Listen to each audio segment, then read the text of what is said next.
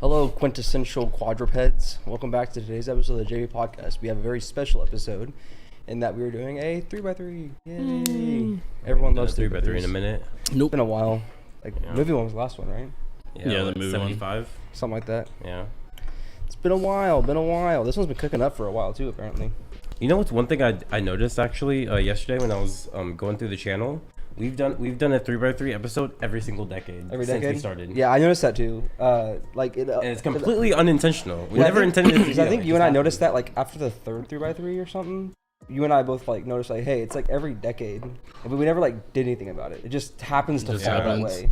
Yeah, it's not like the same. It's not like how Xenon's is every 4, but it is in every decade because you have 26 is the gaming one, 37 is the food one. Then 46 is the cartoon. 50 is the music 3x3.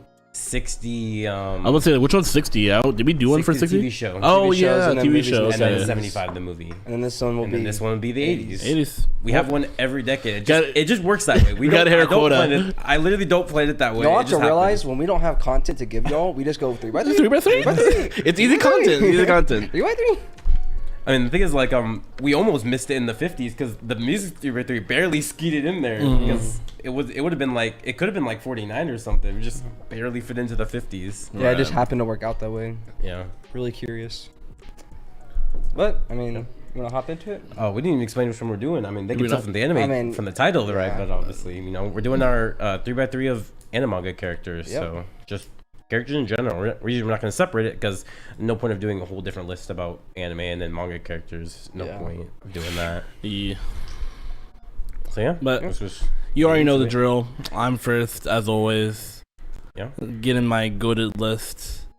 The first character I got Kazuma from Koro-sensei. Par for the course. Keep talking. I'm gonna move the camera just a little bit closer. Yeah, you got it. He's hilarious in my opinion. He's an absolute dick. He's super.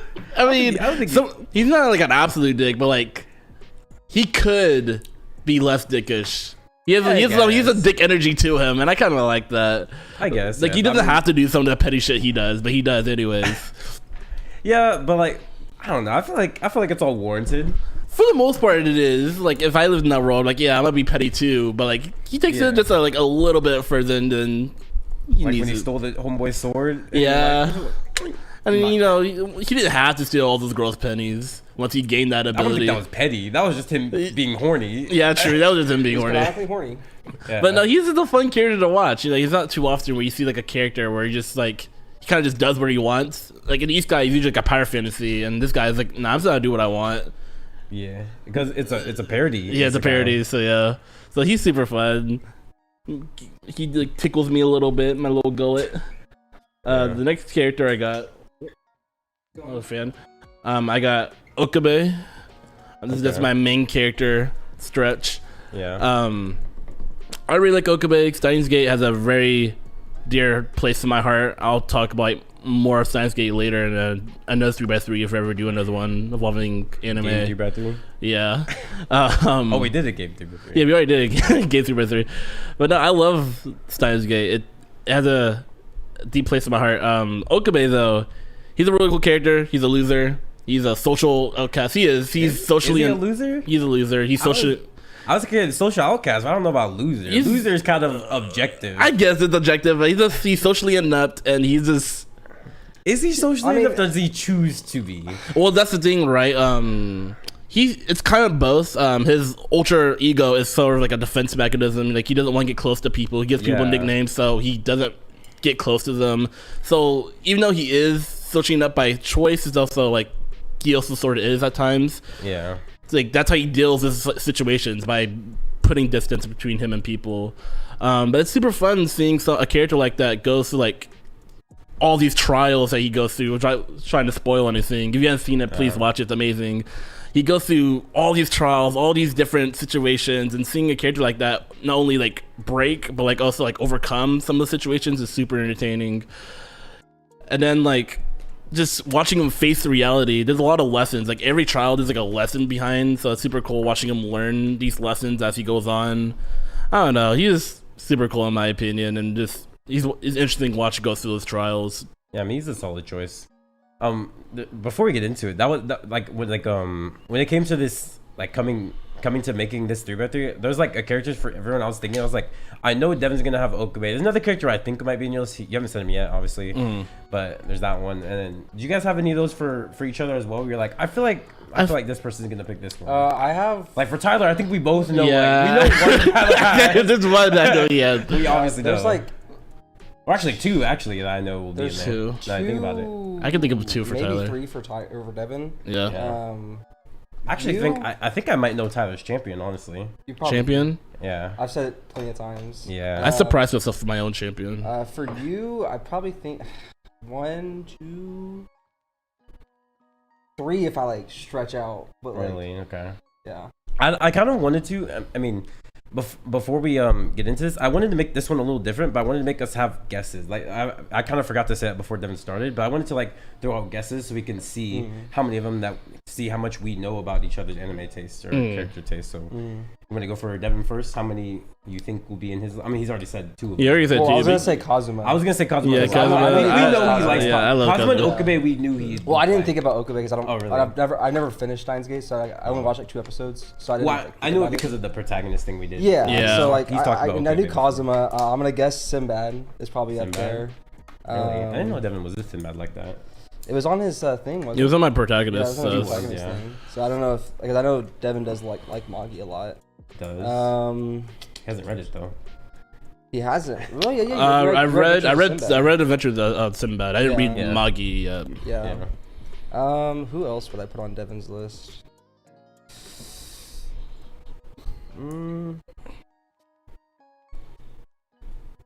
Because I don't want to like make a wrong It's fine to make a prediction. Yeah, wrong it's okay to be wrong. I mean, like, I want to say like Red from the Pokemon series. Maybe I don't know Deven's. Wait, who's the MC of Adventures? Is it Red? I mean, it changes every time, but yeah, for the So, like, stretches, it is the red. stretches Yeah, is it's red. So yeah, then Red. Okay. I think for me, one thing I thought Gara, because Gara's one of the guys I always associate with Deven because he's always talks about loving Gara. Kazuma and Okabe, obviously.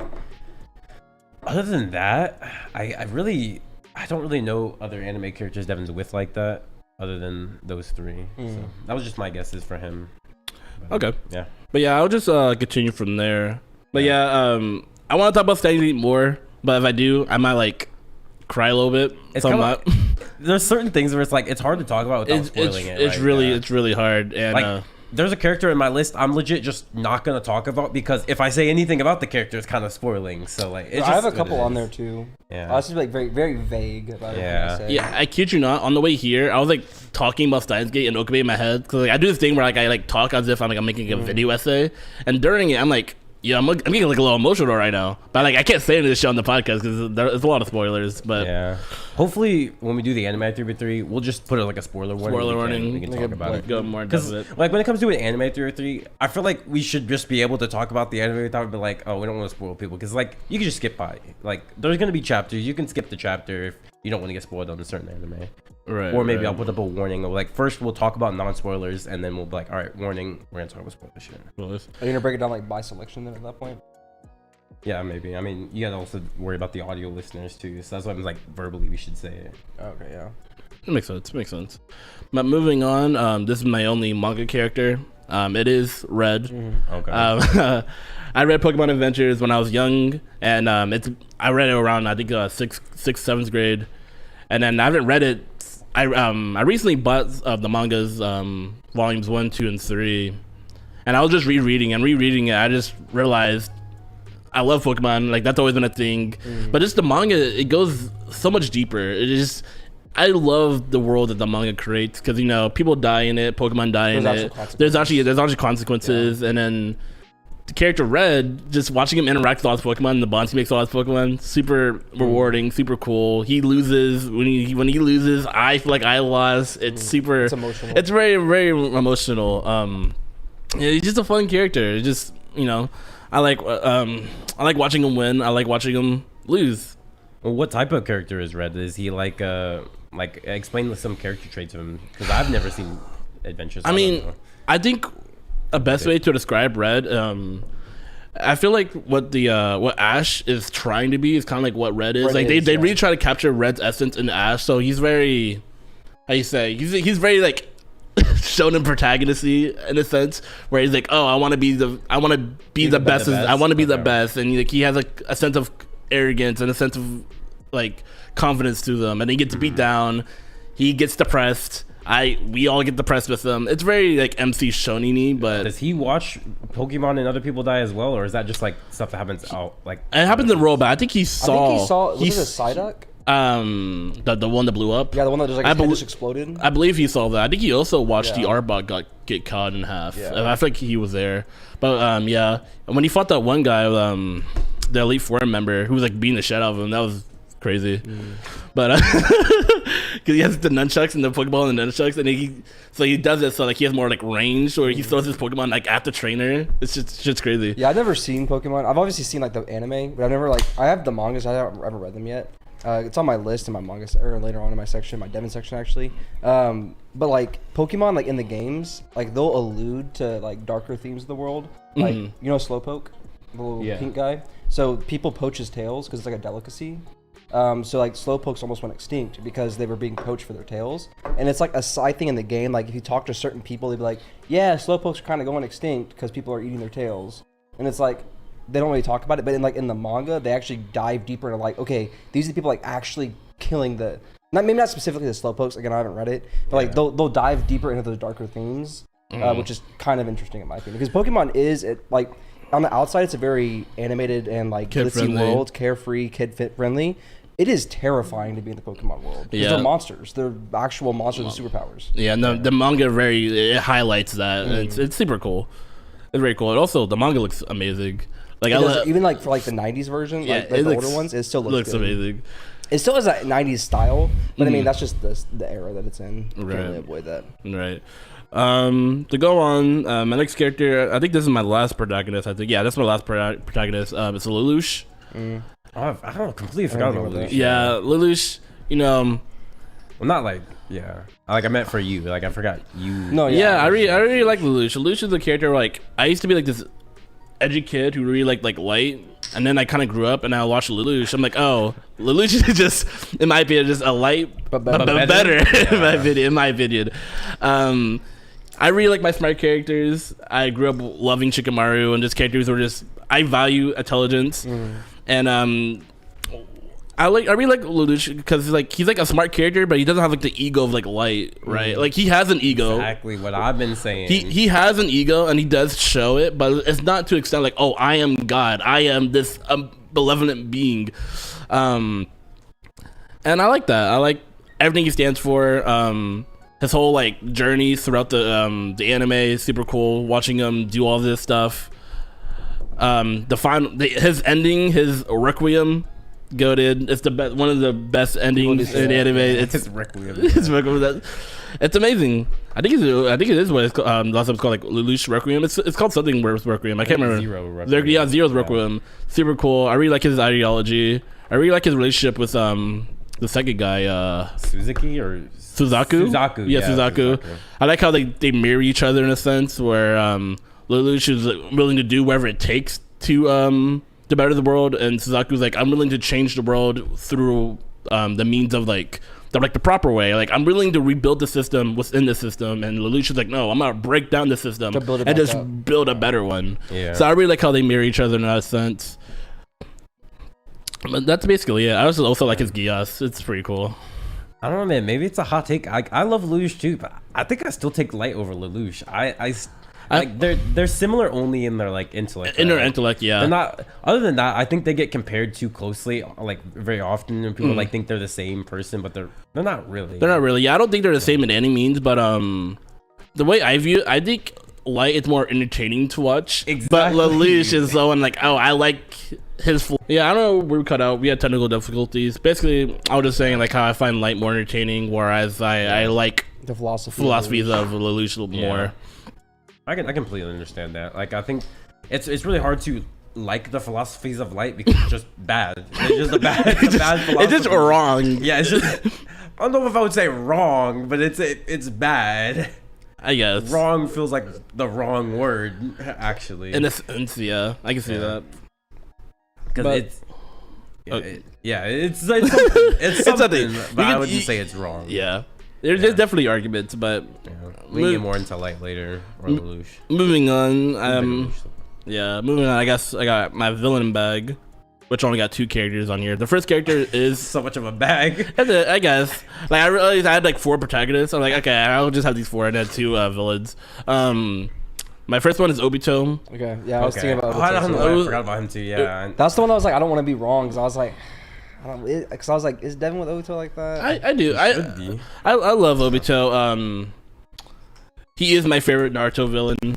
I think he's also my favorite Naruto character. It was between him or Gaara, because I do really enjoy Gaara, and I do. He's like an honorable mention, so he's not on this list. But no, I really like Obito and his like the way he views the world, even though it's technically Madara's ideology and the way he views the world, with like a slight twist on it, right? It's mainly his, but I enjoy it. I think Obito gets too much of a bad rep. At least, I absolutely agree. He gets a bad rep. I see it kind of changing now in the Naruto community, and people are now putting a little bit more respect on Obito's name. But you still see like, oh, he really did that for like 12-year-old Cooch. I'm like no, it's so much deeper than that. I hate when people say that. Like, no, he did. It's so much more. So much more. But I also like I'm in love with the Kamui as that he's super cool in my opinion. Watching him just absolute dominate any situation he's in. He just pulls up like, sup, I'm here now. Yeah. Things that go my way because they are. Yeah, he's super entertaining, super fun to watch. Trying to think what else to say about Obito. Has one of the best fights in the whole series. Yeah, we get to Kakashi. Yeah, it's super cool. Even his whole encounter with Kakashi, Guy, and Naruto, that fight there when he still has the mask. Yes, insane. That whole fight, I think it's an underrated fight in Naruto because no one really talks about that whole like fight. The whole interaction. Fight, but it's more like an interaction. Yeah, it's like an interaction, and them trying to like, what is this guy's jutsu? What is he doing? Figure out his weakness. He's like, okay, like, what did I do about it? So he can't suck me up and like also hit at the same time. He's like, good for you, bro. I'm still gonna win. I did like what Guy was doing, like with the nunchucks. He was like, Guy with the nunchucks is such a good look. Like it worked for. This goes so hard. Yeah, he barely uses it too. Like Guy is so hard with the fucking nunchucks. He barely uses it. He doesn't really like need to. He doesn't need to, but it's so cool watching him do it. Yeah. And he spins it like with his feet. I'm like, oh my god. Well, it worked really well, especially in the Obito fight too, because you had like the scene where he's like really far away. He's like nunchuck reach his head, so he had the phase. Yeah, he's like, you can't reach me, nigga. Oh yeah. Yeah. And Obito's like, God, I got a phase now. Yeah, it's super cool. Yeah, but the whole thing like was like Rin. People like giving him a bad rap about Rin. Like he literally like looks at Kakashi. You like, you think I did this for Rin? No, he literally says no. I did not. Literally debunks everyone's. He said I did not do this. Debunked it. He's like, yeah, I knew this whole thing was like made by Madara. Made by Madara. Like, yeah, like okay, I don't care about that. It's over. Like he literally says like, no, that's not the reason. People are like, no, this is the reason. I'm like, oh my god, it's annoying. Yeah, because people want to Obito himself debunks it is the craziest part. Like no one will admit it. Like, I think people want to like trivialize the pursuits like that. Well, it comes down to it's what a lot of mainstream anti-Twitter is. It's just they don't read the series. They just read the smart. They do in a order. They read smart notes and they think they know the thing. Mm-hmm. Like, they look at the pictures and like, okay, yeah, I get it. They're like, oh, I basically got the idea of what happened here. This is what happened. He likes girl died. Now he wants to be a simp and kill everyone. Yeah, like, now he's destroyed the whole world. Like, no, you killed all these people for a 12-year-old. Like, this is why you read. This is why we read the series, guys. Mm-hmm. Yeah. But moving on. My next villain is Meruem. That's pretty surprising. I never heard you talk about Meruem before. Yeah, because I don't know. I don't talk about Hunter x Hunter too much because I don't know. When we usually talk about Hunter x Hunter, we usually talk about like how like it's a little bit overhyped here and there. I guess here and there, but like I do enjoy the series, like especially the Chimera arc. I really like the themes of like humanity, like what it means to be a human, and like I really like how those themes interact with Meruem because like he's this Chimera ant who's also like dealing with like like emotions. He's like a newborn fumbling kind of. He's like, oh, I'm this king, I'm this all powerful king, and then he meets like Komugi, and then he's like, what is like humanity? And he's like, he views humanity as cattle. Like you see his philosophy like evolve the span of like however many episodes the command arc, or how many episodes he's in, because he's not even in the whole arc. It's like about like 40 or like 60 how many episodes he's in. So we see this character who views humanity as like nothing, and then he starts valuing it. I think when he's fighting Netero, he's like, I forgot how the whole speech went, but he basically said like, he say like, leave. I don't want to kill you. Yeah, I don't want to kill you. Yeah. If you leave, I will make humanity better. I see what y'all do. Y'all make borders. Y'all segregate. Y'all like kill people. Y'all have like classes and all that. Under my rule, I'll make it better. Like, nah, they're gonna show you humanity. You're gonna see me. I'm gonna show you humanity right here. Boom. So I think I saw something or read something. It was like Meruem himself was like trying to like protect and like value humanity, and Netero was like the antithesis of that. Like he was like, not like he was doing it on purpose in a sense, but he was like what humanity's like. It's like the dark side of humanity, because he's literally like a nuclear bomb. Like he's a destruction. He's destruction incarnate. So it was super cool looking into that. Yeah. And that whole fight itself is just super cool to watch. And I've just seen a lot of people say you can attribute to Netero just didn't believe Meruem. He had no reason to believe Meruem was telling the truth. I kept trying to figure out why Netero like went against that. And I kept looking into videos because like me myself, I like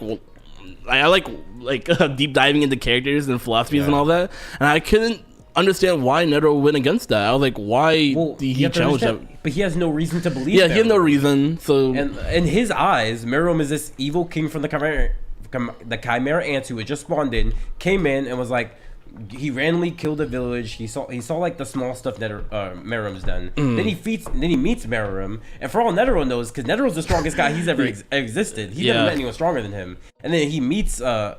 Meruem's like, I don't want to fight you. I have no reason to fight you. Yeah, he's no reason. Probably like, maybe this guy's scared. Like, I'm not saying this is what Netero's thinking, but there's a bunch of things he could be thinking to why he's not going to believe Meruem. Yeah, he's not going to believe him, but I remember there's a scene where he's like, you know what this guy is saying? He's got it right. I remember there's a scene where he's like, if I can't waver here, because like what he's saying, I could see myself following that. And he sees like, and he literally chooses like, no, I choose violence. I refuse to waver my beliefs. I think at that point it was like he wanted to win. I think it was less about his ideals and the fact that he wanted to win. Yeah. I saw things like, it was sort of like a pride thing. Like he needed to win. So it was super cool. That whole fight is super cool. And not too many people talk about it. Like, they always talk about like the fight itself, but never like the themes of the fight. And it kind of makes me upset because I really want to understand that fight a little bit more.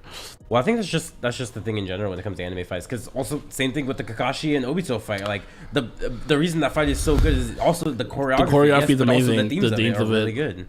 It's just a thing the parallels between how they were kids and it's just a thing that goes like, I wouldn't say unrecognized in anime, but it's just not talked about enough because it's not a fun conversation to have most of the time. Yeah, it's not, which is sad because that's something I'm really into.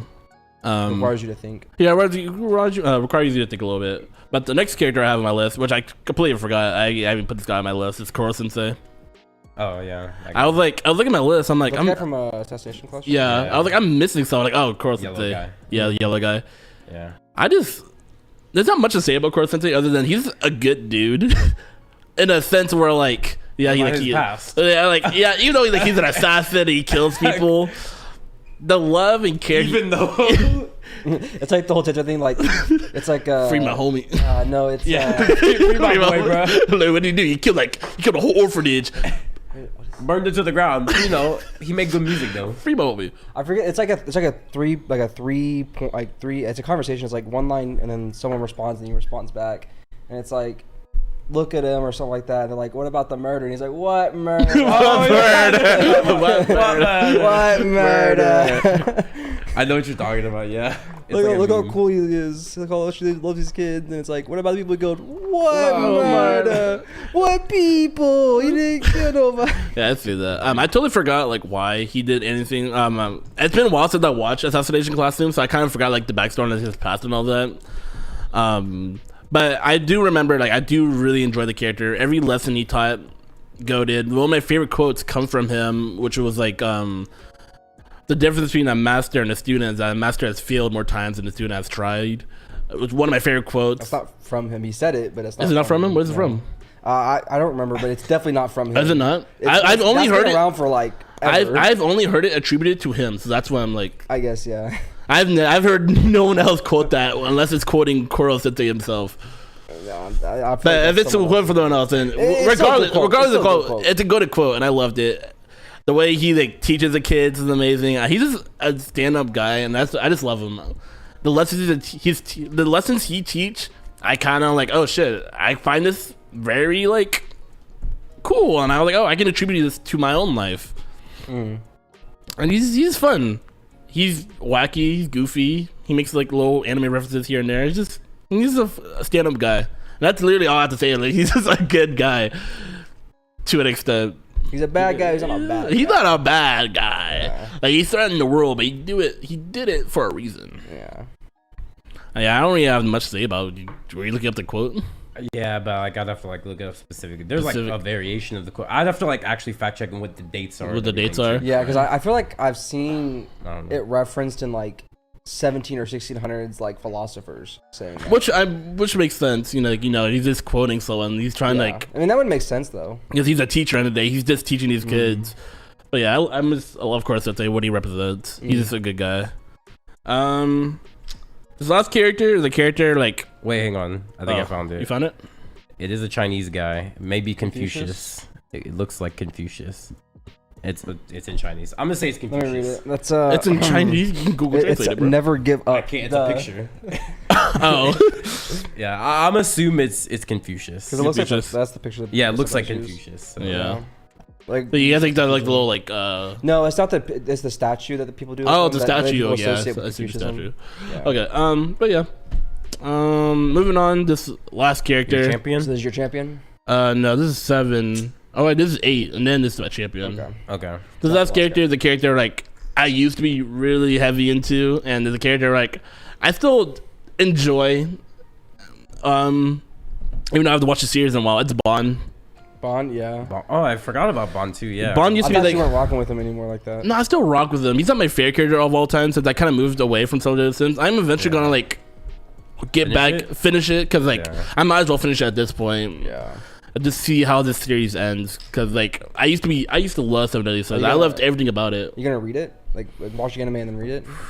You're better off just reading it. Yeah, I'm better off reading it. I always see it in Barnes & Noble, so I'll probably just start buying the manga and then just finish it where I left off. I'd just say like read it online, but that's just me. Are you gonna read the spinoff that they have too? I know they have spinoff, to be honest. Yeah, it follows the Knights of Four Knights of Apocalypse. Yeah, Four Knights of Apocalypse. That's cool. Maybe I'll see what they do. But yeah, I used to love some of the Sins. Like it used to be my favorite anime at one point. As crazy as that sounds, I loved.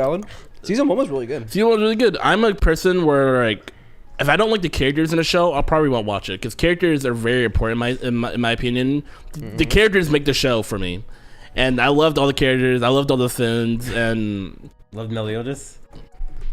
I'm not gonna cap. I did like Meliodas at a certain point. As cringy as that might sound, I just looked past everything he did. Like, you know what? That's just him. Again, I was like a freshman. I was like a freshman, sophomore. So I wasn't thinking too much about it. Nowadays, I'm like the part where he was like groping an underage girl. Like, dude, I didn't realize she was. I kid you not. She's like 16. She's 16. Eduardo asked how old she was. I'm like, I don't know, probably 18. I looked it up. I was like. Yeah, and he just groping her on the leg. And I was like, I think it was like a month ago. I was like, she's 16? I never knew that. I never knew that. I mean, technically it's his girl, you know, like.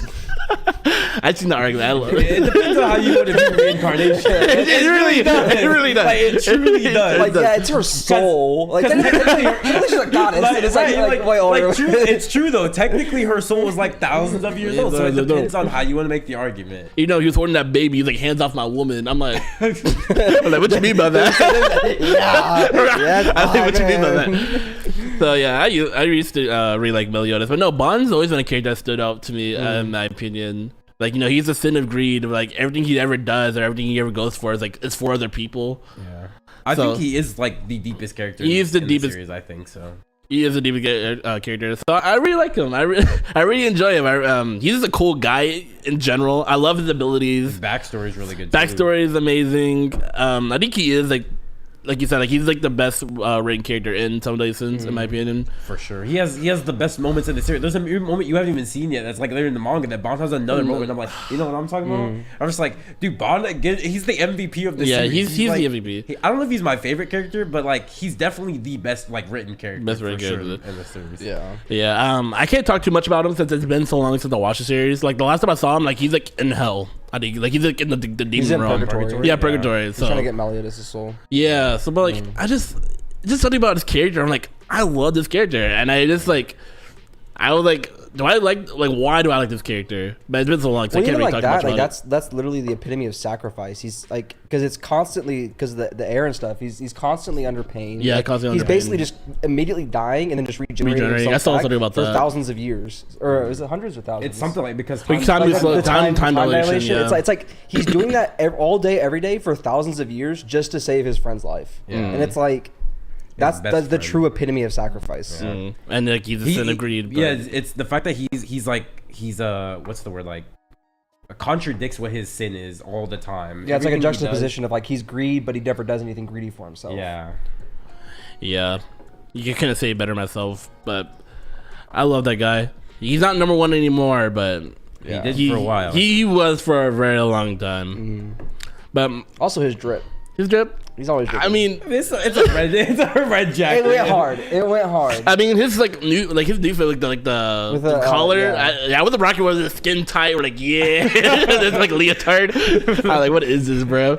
But he did it work. I was like, you know what? You got that thing on. Like, you make it work, but. If I saw some guy like wearing it down the street, like, nigga, take that off. Like, what are you doing? I mean, that's like almost any anime fit, right? Like, we could all admit. If I saw someone wearing this on the street, I'd be like, what the fuck are you doing? Yeah, you're right. Off, bro. Right. If I saw someone wearing this, I'm like, bro. Like, we all think Gogeta's kind of drippy, but if someone's walking around with Gogeta's, you'd be like, what is he doing? Who does he think he is, Gogeta? Yeah. He got like the floaties on. What's like the floatzel? Like the floatzel, yeah. But moving on, my true number one, which surprised me, but the more I talked about him, like, he is just my favorite character. It's Reigen. Reigen? Okay, that makes sense. Yeah, that makes sense. Reigen is by far, I think, is my favorite character. Watching him do anything is super entertaining. Watching him talk out of situations is super entertaining. But more than that, I like what he represents. Reigen, at least not anymore, but he hates himself. He's a very charismatic person. He can talk his way out of anything, and he's always putting on for someone. But that's not him. He knows it's not him. He has like I think it's a scene where he goes to like a bar, and all these people like praising him. He's loving him, and he's sitting there like, yeah, I'm this cool guy, but like he knows it's not him. It's fake. He's to him, because like I'm not saying like he is a nobody, but to him he's nobody. He's talentless. He's nothing, and I related that on an emotional level. When I first watched Mob Psycho, I'm like, oh, I really like the character of Reigen because he views himself so low. So watching him interact with Mob, and Mob very like holding him up to this high standard, not to the sense of like how other people are, just like Mob genuinely likes Reigen for who he is. So that's super cool. Have you seen the final season? I watched like half of it. I don't know. I was watching the dub, and I felt weird about it. So I legit dropped it. I'm gonna watch it again because it's ass, right? yes, Deven. The final arc of Mob Psycho is ass. See, Eduardo said it was good. If there's one thing that they did good about it, it's like the first 4 episodes, maybe, and then Reigen's character arc getting concluded. You haven't seen that yet because I haven't seen that. To be honest, I thought his character arc was already concluded. I didn't know there was more to touch upon it. But his character arc is concluded at the end of this. And the series. So I mean, you don't even know that yet. So yeah, I don't even know that. But yeah, I love Reigen. I love everything that he is, and I love.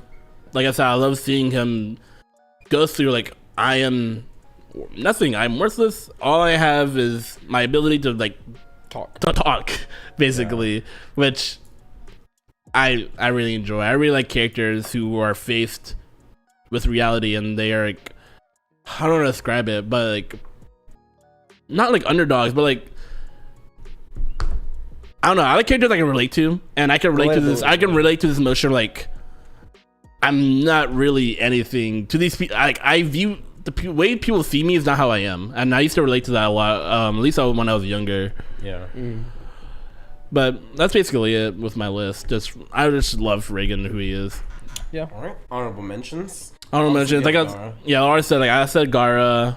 I think it's basically I can't think of any other characters I would put on my list. No Sinbad. Oh yeah, Sinbad. Yeah, Sinbad was also an honorable mention. I thought about putting Sinbad here, but no, I like all these other characters just a tad bit more. I'm trying to pull up our old list so I can see if there's any characters in there, but no, I can't pull it up. Yeah, all right. Next to my list, for my list, actually, this was actually unintentional, but when when making it, it was because it's a 3x3, the 9 characters. It perfectly lined up. So I have 3 protagonists, 3 antagonists, and then 3 side characters. It just worked out perfectly that way. But yeah, do you guys want to get your guesses in? You go first. I want to look at my list for a sec. Oh, I don't know. I'm trying to think of characters that Gabe vibes with. Yeah. Maybe I can see Madara being there. Maybe. Maybe like the guy from Monster. The guy from Monster. The villain. Which guy? The villain. Oh, the villain. Okay. That's what the heck? That's all I can think about. So for me, I think I'm gonna put like for you, Musashi. Musashi. Okay. Don't think I from Vagabond. Yeah. Aizen and Madara. I could see both of them being up there. Aizen and Madara. Who else? Side character.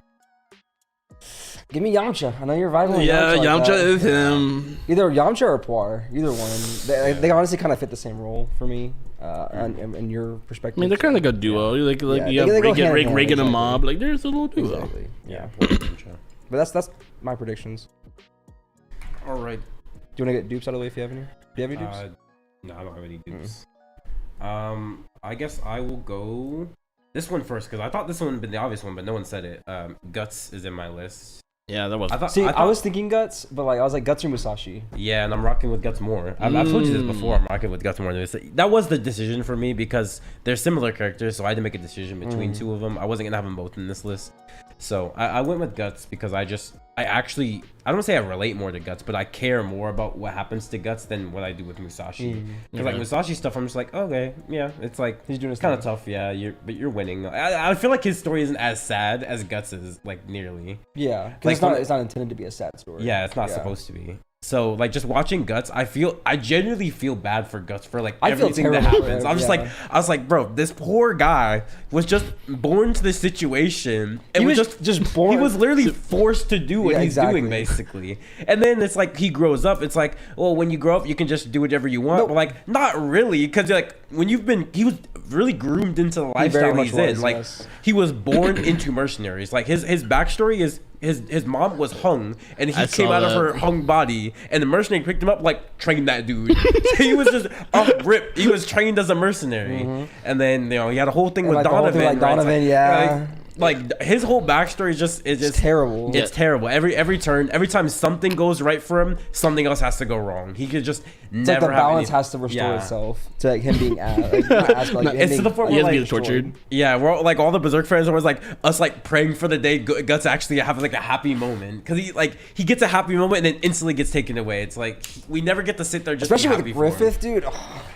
Like Griffith is like the epitome of golden age is the epitome of it's the golden age for a reason because that's when he's actually happy. But then he sits there and he's like, I actually am happy. I'm not. I'm depressed. And then there's just the next arc, right? Like I'm not gonna say you flip the page and it's like it's like it's golden age then the next arc. Like all right. Have you seen that Dorfin meme of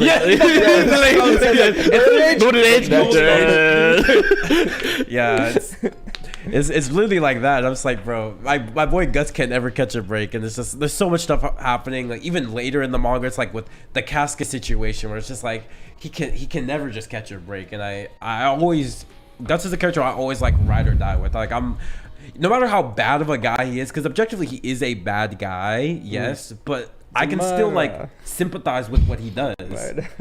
Like he is, he's a bad guy, but like I can sympathize with what he does because it makes sense for one, for the world he's in, and for 2, the situation he's in. It feels like a necessary evil what he has to do.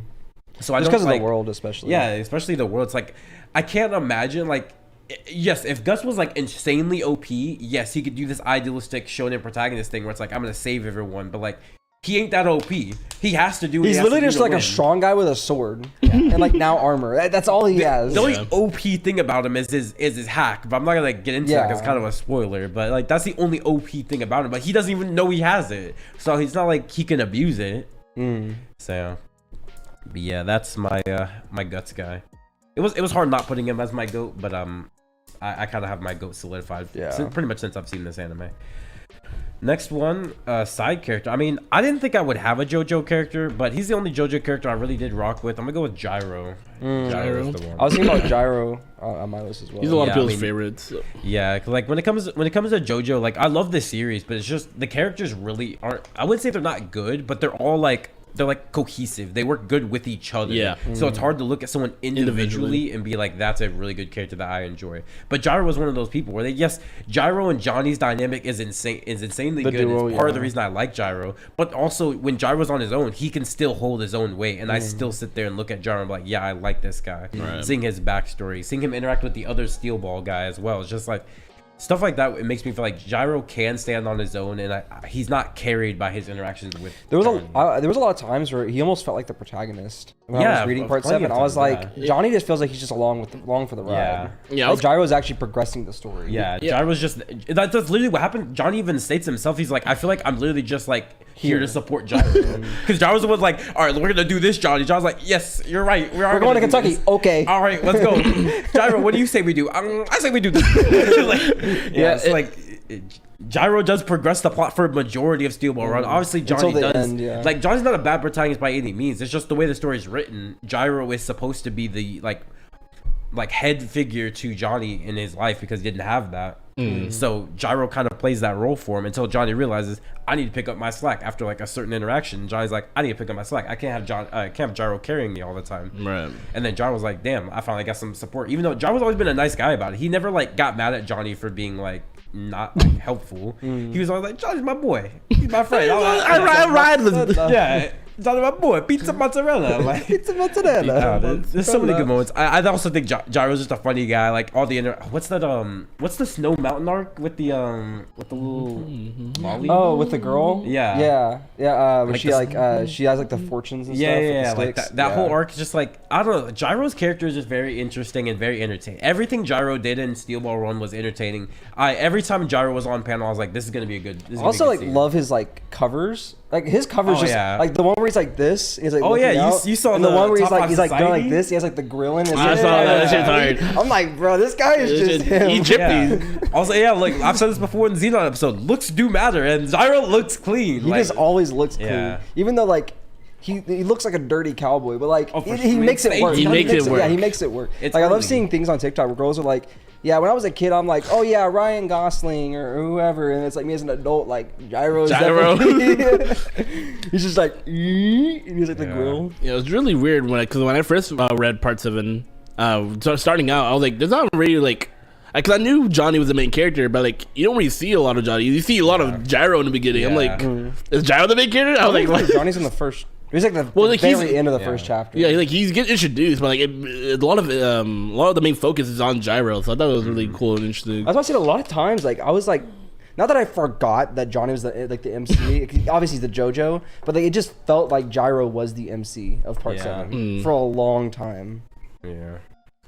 It's hard to not like Gyro. If you read Part 7 or you like JoJo and you haven't got to Part 7 yet, you're gonna like Gyro. Gyro is gonna be the boy. I've never met anyone who likes JoJo who's like, I don't like Gyro. He's like, like I've never seen anyone have that take before. I see people say it just to be like controversial. Yeah, but like they don't believe it. Yeah, they actually believe it.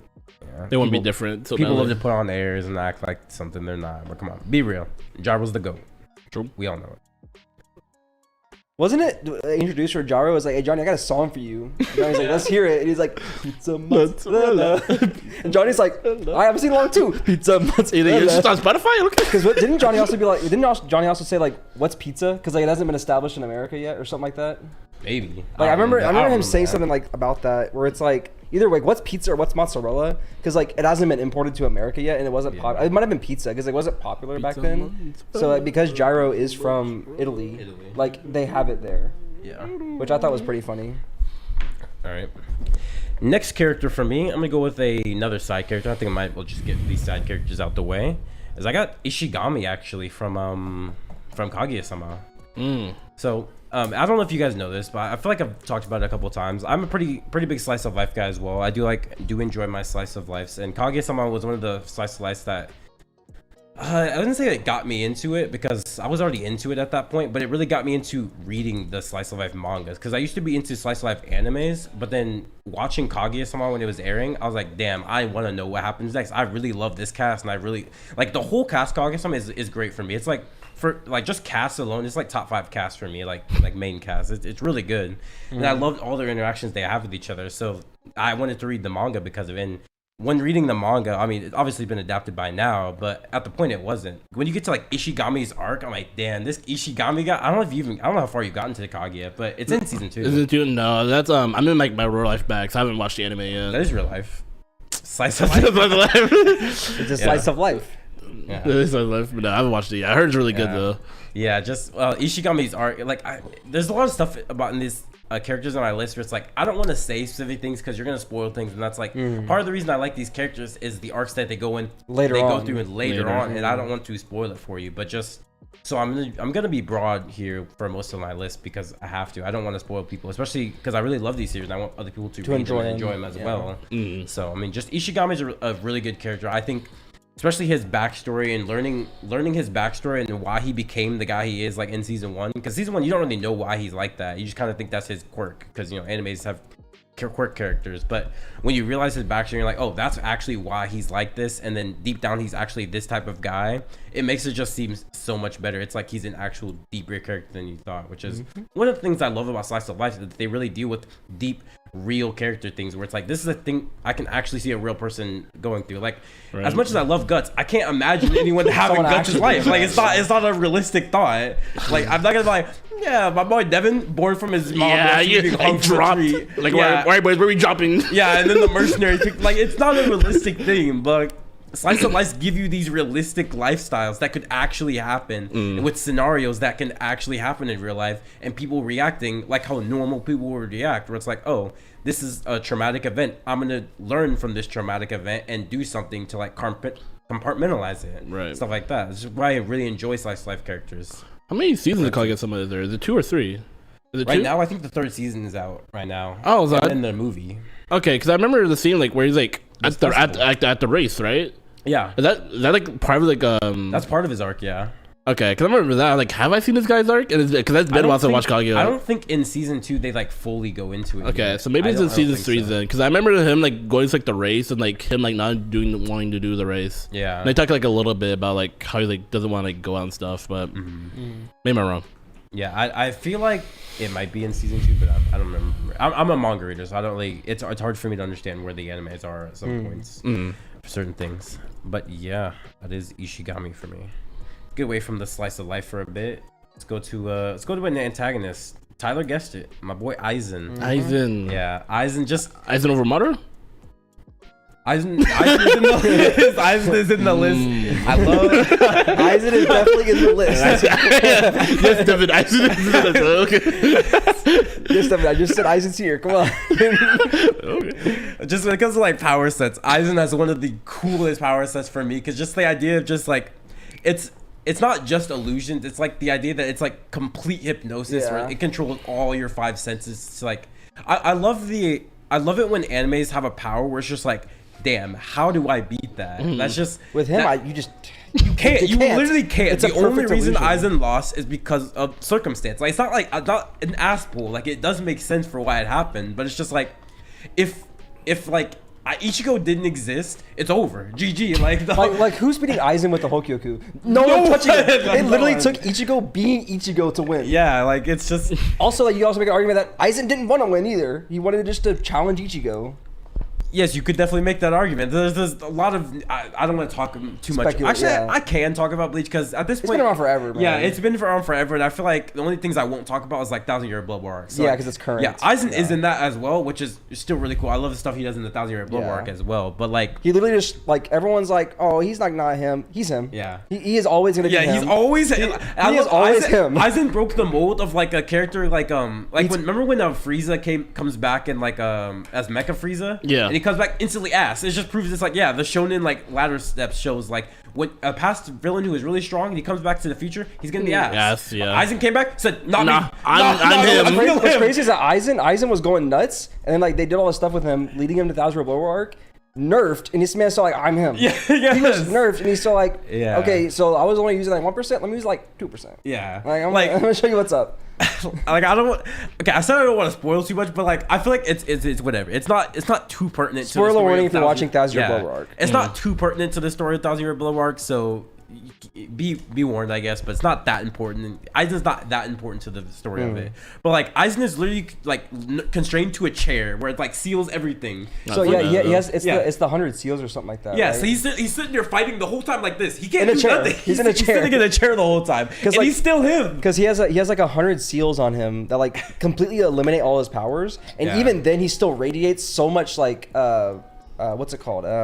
Reishi, like his energy is so immense that they put the 100 seals, which is supposed to completely neutralize everything. Yeah. And if you go near it, you could still feel his spiritual pressure. And he which can is still, nuts. And he can still do like also like because like originally the way Kyokusetsu works is like how every Bankai works, or not Bankai, actually that's actually just Shikai ability. Yeah, we don't even know his Bankai. It's never established his Bankai. Yeah, but like that's his Shikai ability. All he has to do is just show you his Shikai, and it like you're under its perfect spell. illusion. Yeah. But like now at this point, since he merged with the Hogyoku and he's in the chair, he is his sword. So if you look at him, he can put you under Kyokusetsu. So in the chair arc where he's like locked to the chair, he doesn't need a Shikai anymore. If you just look at him, he can get you under Kyokusetsu. That's insane.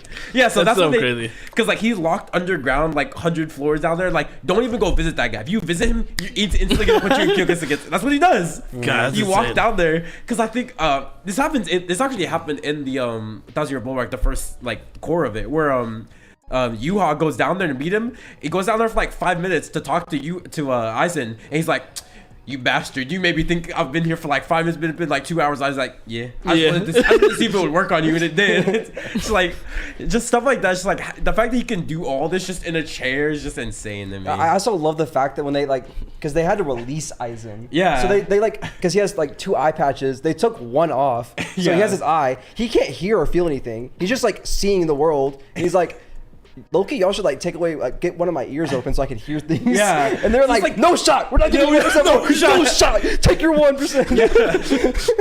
Even Ichigo didn't want it. Even Ichigo was like, I'm chill with him being sealed like that. Just take the one eye. Yeah, I'll take the one eye. That's it. That's all we need. No, that's all you get. Yeah. And even with the one eye, right, he's going nuts. There's one thing I will absolutely not say yet because this is like 100% a spoiler, but like Aizen does something later in the series. For sure. Dude, the fact that he did, when you think about like how absurd the circumstances surrounding it of the feat is actually insane. It's one of the most insane feats that you can think about, like once it's explained to you. But nah, yeah, dude, it goes so hard. Yeah, and then to go what you were talking about, the Aizen like letting Ichigo defeat him. Yeah, like that's the whole reason. Like I think Ichigo himself knows this. Like he was like, yeah, like because the Hogyoku was inside of him, and it makes whatever Aizen wants to become reality. Yeah. And if he wanted to lose to Ichigo, so the Hogyoku was like, we're gonna be weak then. We're not gonna like because it could have given strong enough to give him a challenge, but not strong enough to exactly. Yeah. So like if he truly wanted to win, the Hogyoku would have let him win. But the fact that he didn't truly want to win is why he lost to Ichigo. I mean, like, because I've seen people try to refute that, like. It is kind of like speculation. You have to kind of. I don't think it's outright stated that. I don't think it's outright stated, but I feel like it's heavily implied. It's heavily implied, but like people like to argue that because it wasn't outright stated, you can't say that he wanted to lose. It's so. But the whole thing is like you have to realize that like this is also like a major spoiler. Aizen made Ichigo. He like. Also, there's also the fact that Aizen purposely did not put Ichigo under Kyokusetsu because he wanted a good fight. He could have easily showed him his Shikai, so much stuff. And he was in the Hogyoku. He didn't need to show him the Shikai. He didn't on purpose because he didn't want. Like everyone kept telling Ichigo, they're like, Ichigo, don't look at his Shikai. Aizen's like, I'm not gonna show it to him. I don't want him to be under it. I want to have a fair fight with this guy. Yeah. He's like, oh, you guys are under my Shikai, easy money. Like the whole him fighting all that's too easy. That's too ezy. Him fighting the captains was hilarious. He just said that they're like, ha, we got him. He's like, did you? I'm right here. They're like. Who's that? Like when I'm not gonna say it. Like when that one guy stabbed that one girl. I know. That's he's like, I got him. Yeah. That's like, the scene I was talking about. And then he's like, because someone's like, where's this girl? And he's like. Just it's insane. Like Aizen is such. I need to rewatch Bleach, man. It's so fucking. Aizen is the sole reason I want to like keep rewatching the Arankar arc. Just Aizen is such a compelling villain. He's one of my favorite villains. And yeah, I did used to have Madara as one of my favorite villains of all time. And like shonen villains of all time, he was my favorite for the longest time. Even like when I started reading seinen because shonen. Right. But now like Aizen is my favorite shonen villain because like ever since like reading the manga of Bleach and all that, like because I watched Bleach when I was a kid and I didn't fully realize how good I liked Aizen. And so like I saw it again like that, but Aizen's just clean. Like I love Aizen, so like I do have Aizen above Madara now because just. I love everything about Aizen. I love the way he interacts with everyone. I love the manipulation. Like for villains, manipulation like is a huge part of like what tells me if you're a good villain or not, because that matters a lot. You have to be able to manipulate people because that's an important part of why you can get a group. Because like how would a villain convince other people to be villains if you're not manipulating? Exactly. Right. And that's what Aizen shows, that he's extremely without his power. Aizen just Mr. Gaslight. Because like obviously his powers, yes, it's literally a gaslighting Shikai, but like he doesn't need that to just gaslight people. Like he successfully gaslit someone like without even using a Shikai before multiple times. He does it all the time. It's just Aizen's such a compelling villain. I love. Every time he's on like panel or on screen, he gets my full attention. I'm like, all right, what is Aizen gonna do? He's gonna do something crazy. And his charisma is immaculate. Yeah. Also, the drip is crazy. Oh god, the Iran card drip, dude. All right, but next up is Madara. Yeah, I do have them both. I have them both in the list. Mainly because I wanted to fill out the I think I actually put him in here first because I was like, oh yeah, of course I'm gonna put Madara in here because like. The reason like I said I didn't have Musashi at guess because I feel like they're the same. I don't think Aizen and Madara are the same though. They're only similar in the sense that they're both from the big three villains. But other than that, I don't really think Madara and Aizen are too similar enough to where I needed to pick between the two. I think I could have both. Okay. Because when it comes to Madara, the stuff I love about Madara is just the whole like how he is built up to be this guy from the beginning, and like this is like repetitive. We talk about this all the time. We talk about Naruto all the time. Yeah. But, like. The build up to Madara, the fact that he comes out and he overlives the hype. He like, who does that? Who like goes above and beyond what you expect from a character to do when they're introduced? Madara did that. He came out the gate. We're like, yeah, this guy's strong, but come on, the whole Shinobi Alliance gotta pull up on him. He's gonna fight the whole Shinobi Alliance. He does easily, and I'm like, all right, but now the 5 Kage. And then you see like how strong the Hashirama clones are. Like just the clones, and then he's like slapping him like, I don't want. Give me the real thing. I want the actual Hashirama. Yeah, but that's like later. But yeah, but like you know what I mean? It's like. One of my favorite scenes is literally just Madara standing on top of like the mountain, and you see like all the tailed beasts, and then the Shinobi Alliance. He's like, finally. He's like, oh, finally, a real challenge. Actually, at that point, he's blind too. Yeah, he's blind. He doesn't even have both eyes. He's just sensing that. He's just like, that's such a hard scene. Yeah, like, everything Madara does is just hard, man. He's the definition of just a cold-blooded villain. That's what I love about Madara. That's why I don't think he's the same as Aizen, because Aizen didn't like this cold-blooded, I'm hard, I'm gonna body everyone in the game type thing. Aizen's more calculated. Yeah, more calculated. Planning, methodical type person. Madara's more like, yes, he has plans as well, but he's more like, I'm just stronger than everyone here. If Hashirama doesn't exist, GG, you guys lose. Because that's the only reason I lost in my time, because Hashirama exists. He just happened to be like spawned into like the wrong time. He's like, now I exist in your guys' time. You have no one to stop me. Like, it's over for you guys. You have to bring out your 5 best ninja. And they were nothing. They were nothing to me. Yeah, they're bodied. They're in a ditch. Yeah. Those are your leaders. They're done. I also love, dude, just like him just constantly like glazing Hashirama. Yeah. like when he like cuts Tsunade in half, and he's like, "You're so weak." Hashirama would regen easy. You're gonna regen instantly, dude. You're pathetic. You think you're a Senju? You're nothing like him. Because like at the end of the day, even though he has his whole philosophy and his whole like world thing, he still wants a good challenge at the end of the day. And like, bro, none of you are challenging me. None of you are doing it like he was. Like this generation is so weak. He's like, I trained my whole life to fight, and this is what you guys do. You guys are ass. Yeah, y'all are weak. Like, what went wrong? Yeah, he's like, how is me and Hashirama the peak, brother? There's no reason me and Hashirama should be the peak. Ain't no way that shouldn't happen. You guys should be stronger. Yeah. And then he fights like, it's just everything he does is so cool. Obviously, the stuff he does to even make the Akatsuki, you could argue he didn't make the Akatsuki, but he melded Obito to doing what he wanted Obito to do, which Obito led to making the Akatsuki. Yeah. He gave his eyes to Nagato, which a lot of people, for some reason, still do not understand that Nagato's eyes are not his own. It's a weird thing that I don't like. I've never understood why people. I think it comes with like what we were talking about earlier. It's like people gloss over the series. It's a thing of like when did he do that? A lot of people are like, when the fuck did Madara? Because by that time he's already old, decrepit in like the day. So when did he do that? People also talk about like when you stuck in the hospital, solving Uzumaki, baby. Well, like in the anime, like when they're showing how Nagato got his eyes, he's like in the house and he doesn't have them, and like 2 seconds later he has them. Yeah, he awakens them. He just has them. It's like because I don't know the specifics of like if it was awakened or not. I just remember I know he gave it to him. Like I remember seeing the scene where he like goes up to the hospital, like sticks it in the Uzumaki baby. I think it's from a game, but like still. I remember that. But like I don't remember that either. But like regardless, like it's his eyes. He gave it to Nagato, and then he has the whole plan of all right, and then you're gonna revive me, and then all that nonsense. Just Madara is methodical in the sense of he knows pretty much every jutsu ever like to exist, which is kind of an insane feat. Yeah, he was just playing the long con. He's like, these steps will lead to my resurrection. In the meantime, just do it. Just do it. Yeah, he literally just had the ultimate faith. He's like, I think I manipulated this kid good enough. I can die now. Like that's how confident he was in his manipulation. Yeah, he chose to die. He could have just kept living off the ghetto statue. But he was like, nah, I think manipulation worked. All right, I'm dead. He literally unplugged himself. Yeah.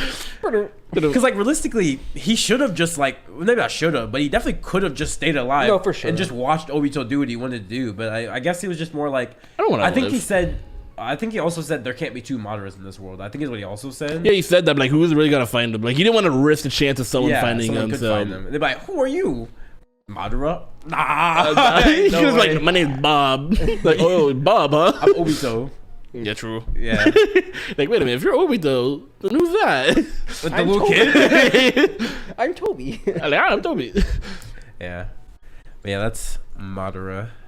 See, my last villain, because like I said, I can't really talk about him too much. It's a friend from 20th Century Boys. Is that the guy with the hand on his face? Yeah. Okay, yeah. See, I was thinking, I was gonna say like, my prediction, I was gonna say someone for, like, not like a specific person, but just like I know you have someone from 20th Century Boy because you love that manga series. Yes, and part of the reason I love 20th Century Boys is because Friend is absolutely the huge catalyst of the story. He moves the story in every way. He's not in every chapter, but he's very prevalent. Like once Friend is introduced, he is the sole focal point of the story. Everything revolves around what Friend does and people trying to find out who Friend is. And it's one of my favorite mysteries to date, is like trying to find out who Friend is, because there's so many times. No, they do. Okay, but like there's so many times in the story where it's just like, this is obviously who Friend is. It's like it's not that guy. It's not that guy at all. I'm like what? No way. And there's a point where it's like, I don't really get too much into it, but like there's a point where you're like, this could be Friend. Wait, but this could actually be what Friend is. And it's like there's so many points in the story where like the author, because Urasawa, he's a master. He made Monster as well, and he made 20th Century Boys. He's a phenomenal writer. He just writes it perfectly to make you think, yeah, this guy's easily Friend. Nope, he's not. But then like circumstances line up that this guy obviously could have been be him, but it's not. It's like, oh, there was something else where there was like that.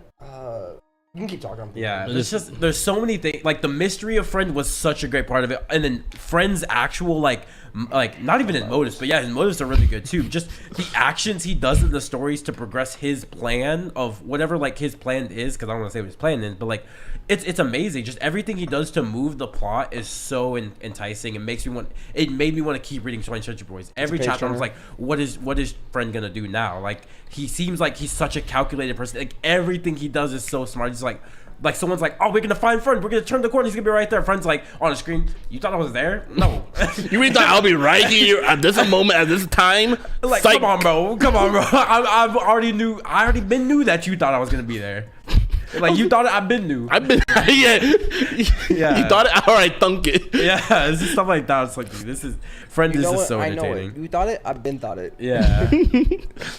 Yeah, he's definitely a villain I see like people praise a lot. I always see like the panel. I see like I don't know if it's a cover a panel, but like he has like the world like in his hands. Yeah, it's so cool. Yeah, it's the one where he's like this. Yeah, like oh, that's so cool. Yeah, hearing you talk about that's like how I know what it looks like with the hands, because like he's just like hearing Gabe talk about this guy always like makes me excited. That's why I can't wait to like. Yeah, I seen it. Yeah, because like I just finished Rurouni Kenshin. I'm watching Blue Lock, and I'm gonna read Blue Lock, and I'm gonna get my manhwa, and then I get into like my manga again, and it's just like banger after banger after banger after banger. Yeah. So I'm really excited for that one. When it comes to Urasawa, he just didn't miss. Like I think I've said this before. It's like the top mangakas. You have like Urasawa's up there, and then you also have the Takehiro, the guy who made Slam Dunk and Vagabond. Yeah. It's just like those guys right there.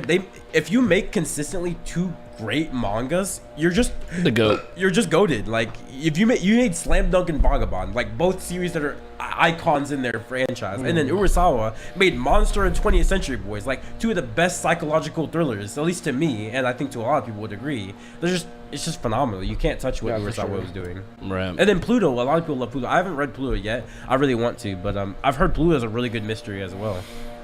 Yeah. I'm gonna close that window. They're gonna close that window. Yeah. Close the what? The window? Yeah. Yeah, I can't wait to get to Boy, like try the that seinen weed bag. I can't wait to get into the seinen The bag. seinen arc. Yeah. Because it's like a lot, like one after another. Oh, a little spoiler on my list. I didn't read it. I don't know, man. You do have the Sharingan. So you say. Okay. But yeah, to get back into Yeah, it. Poom Poom Monster Kingdom, 20th and 21st Century Pluto. Yep. And then Mashal. And Natural. And the Terraformers. Yeah. You should remind me. I have the first volume of Poom Poom. I need to read that. Yeah. Oh. Speaking of Poom Poom, I do not have Poom Poom, but Poom Poom. no. Show me Poom Poom. Show me. Like, oh, okay. My last side character, I believe, because I went through 1, 2. Yep, my last side character is actually from Monogatari, a series I really enjoy. It's Hitagi Senjougahara. She's actually one of my favorite waifus as well, mainly because like I enjoy her as a character. And for me, when it comes to waifus, it's like I'm not attracted to anime girls anyway, so it's more about their characterization. If I find their character entertaining or good, then I'm gonna view them as a waifu. Yeah. Yeah. Okay. Yeah, That makes sense. so I'm like, yeah, I mean, if I find your character to be funny or fun or in any reason that I enjoy your character, then that's gonna make you waifu material. And Senjougahara for me is just everything. Like she's this because the way Monogatari is, it's kind of a self-aware show. Like they're kind of aware of the things they do. They break the fourth wall quite often. So she's the tsundere model, and she's aware of it. So she always says it all the time. She's like, yeah. She's like, well, I have to do this. I'm a tsundere. She's like, I'm gonna cut your penis off. He's like, what? He's like, well, I'm a tsundere. I gotta do it. Like, you want me to not do it? Like, I gotta reach my tsundere quota. And he's like, oh yeah, you're right. Yeah, and there's just so many things with her character. Like I don't think she made my tsundere like thing, but like. She definitely helped it. Like tsundere thing? Oh, like you're okay. That's really giving a project, like your tsundere project. Like give a tsundere project. Maybe I do, but just on the back burner. Yeah, but she's All part I'm of the saying is reason. watch out for June 15th. That's all I'm saying.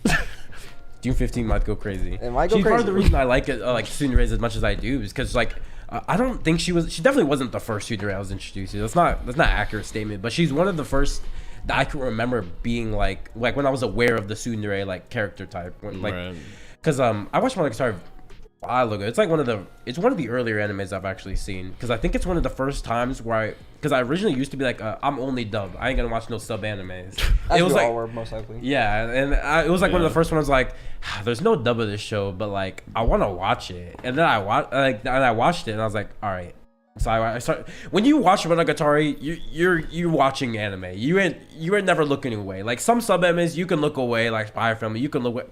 You're not looking away. If you've ever seen clips of Monogatari, it is dialogue. Yeah. It is the dialogue. There's a guy I went to show. college with that liked loved Monogatari, and he said that there's parts where it's like things will pop up like a whole paragraph. And you have like 3 seconds to read it, and it'll pop up and go away. No, sometimes it's like half a second It's like, because what they do is because you have to understand to adapt Monogatari is an insane task because it's based off a light novel of a guy who knows the most kanji in Japan. Not like literally the most, but like pretty much one of the most like. He knows almost the most amount of kanji in Japan, so he just flexes that knowledge all the time, just randomly like writing in all these like tongue twisters and just things that even Japanese men don't understand what he's saying because of how advanced his kanji knowledge is.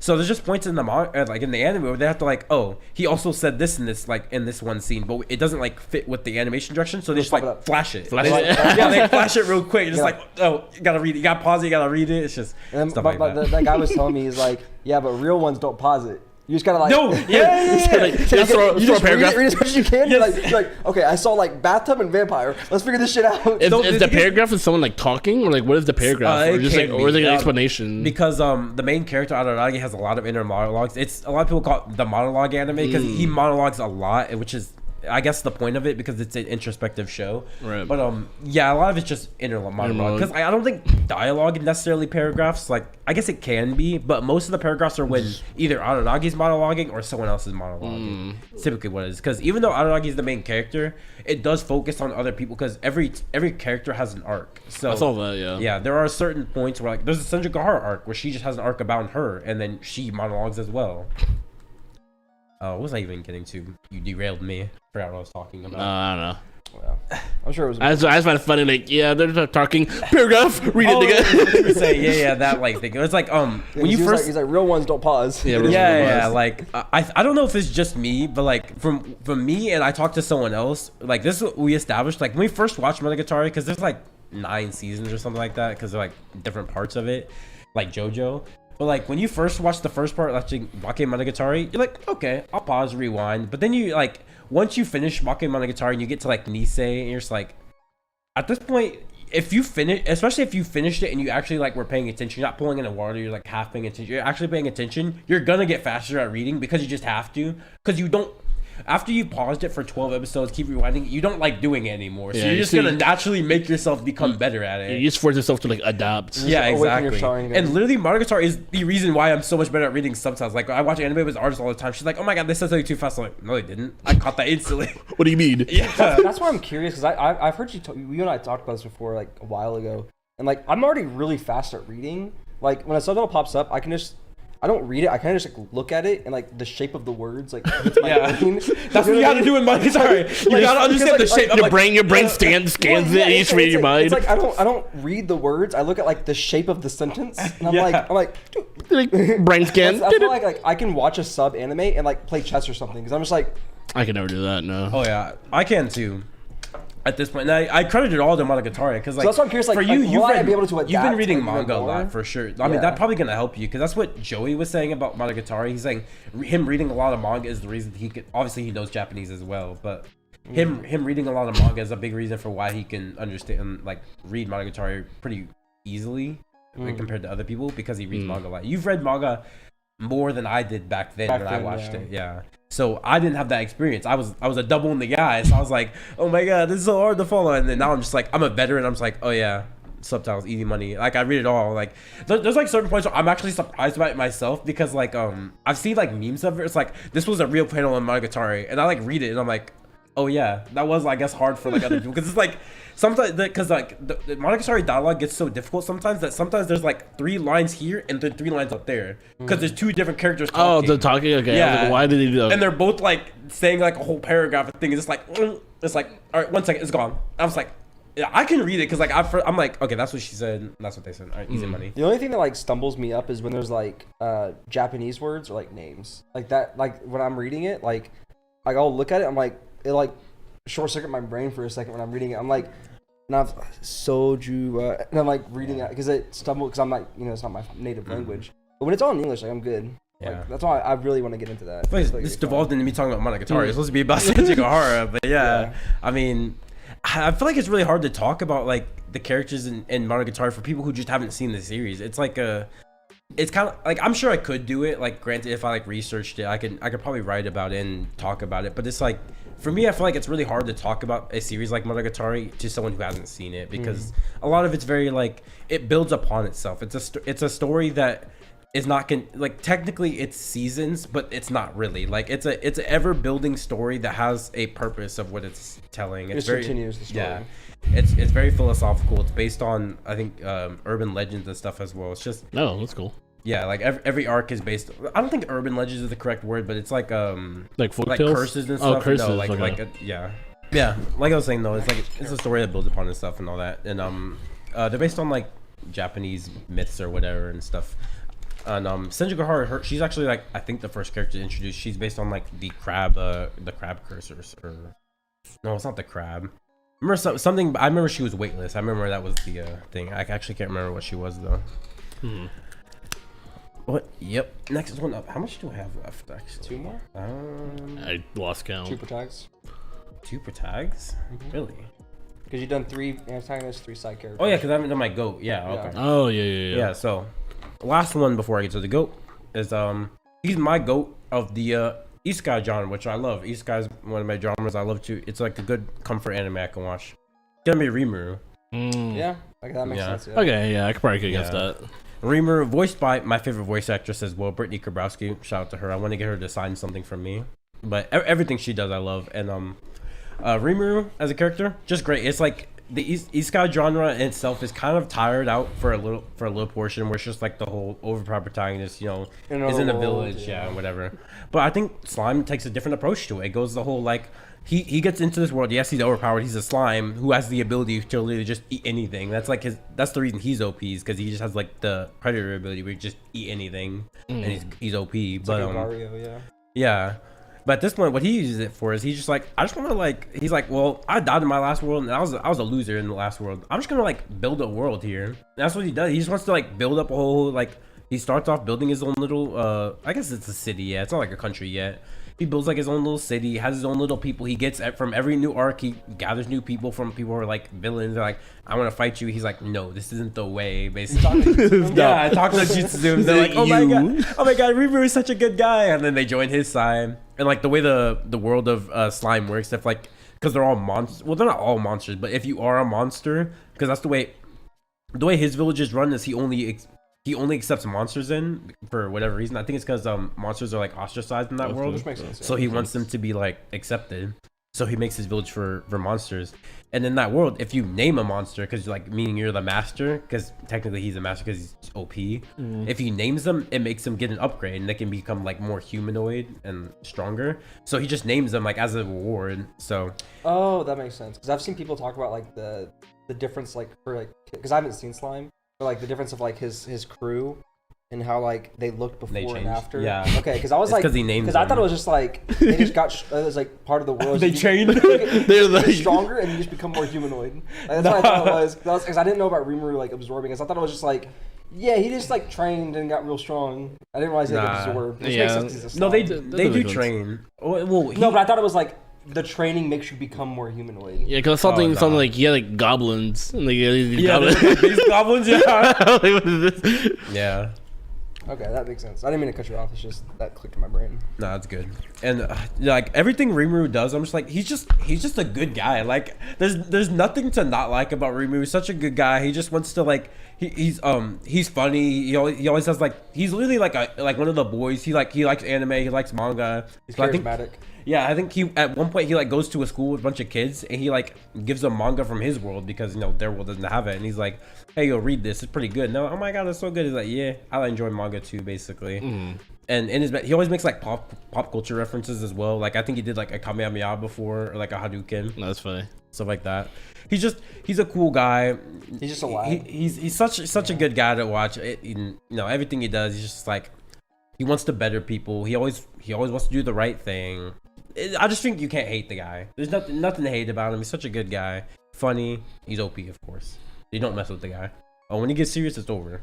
Yeah, I saw this one clip of like, I guess someone he knows like died or something, and he went like nuts. He went berserk. Oh yeah, they're missing. I think it's that's like season 2 or something. Yeah, and like he was just like, yeah. He goes crazy, yeah, like because Rimiru is OP and he can be ruthless if he wants to. Because there's actually a character in Slime where like he's like the demon king at the point. Like at a certain point in his life, he was like the demon king where he like ruled over everything. He's like, I'm the strongest devil of all time, and he comes to the world. Rimiru like no diss to the nigga. He's like, oh, all right, I know my place.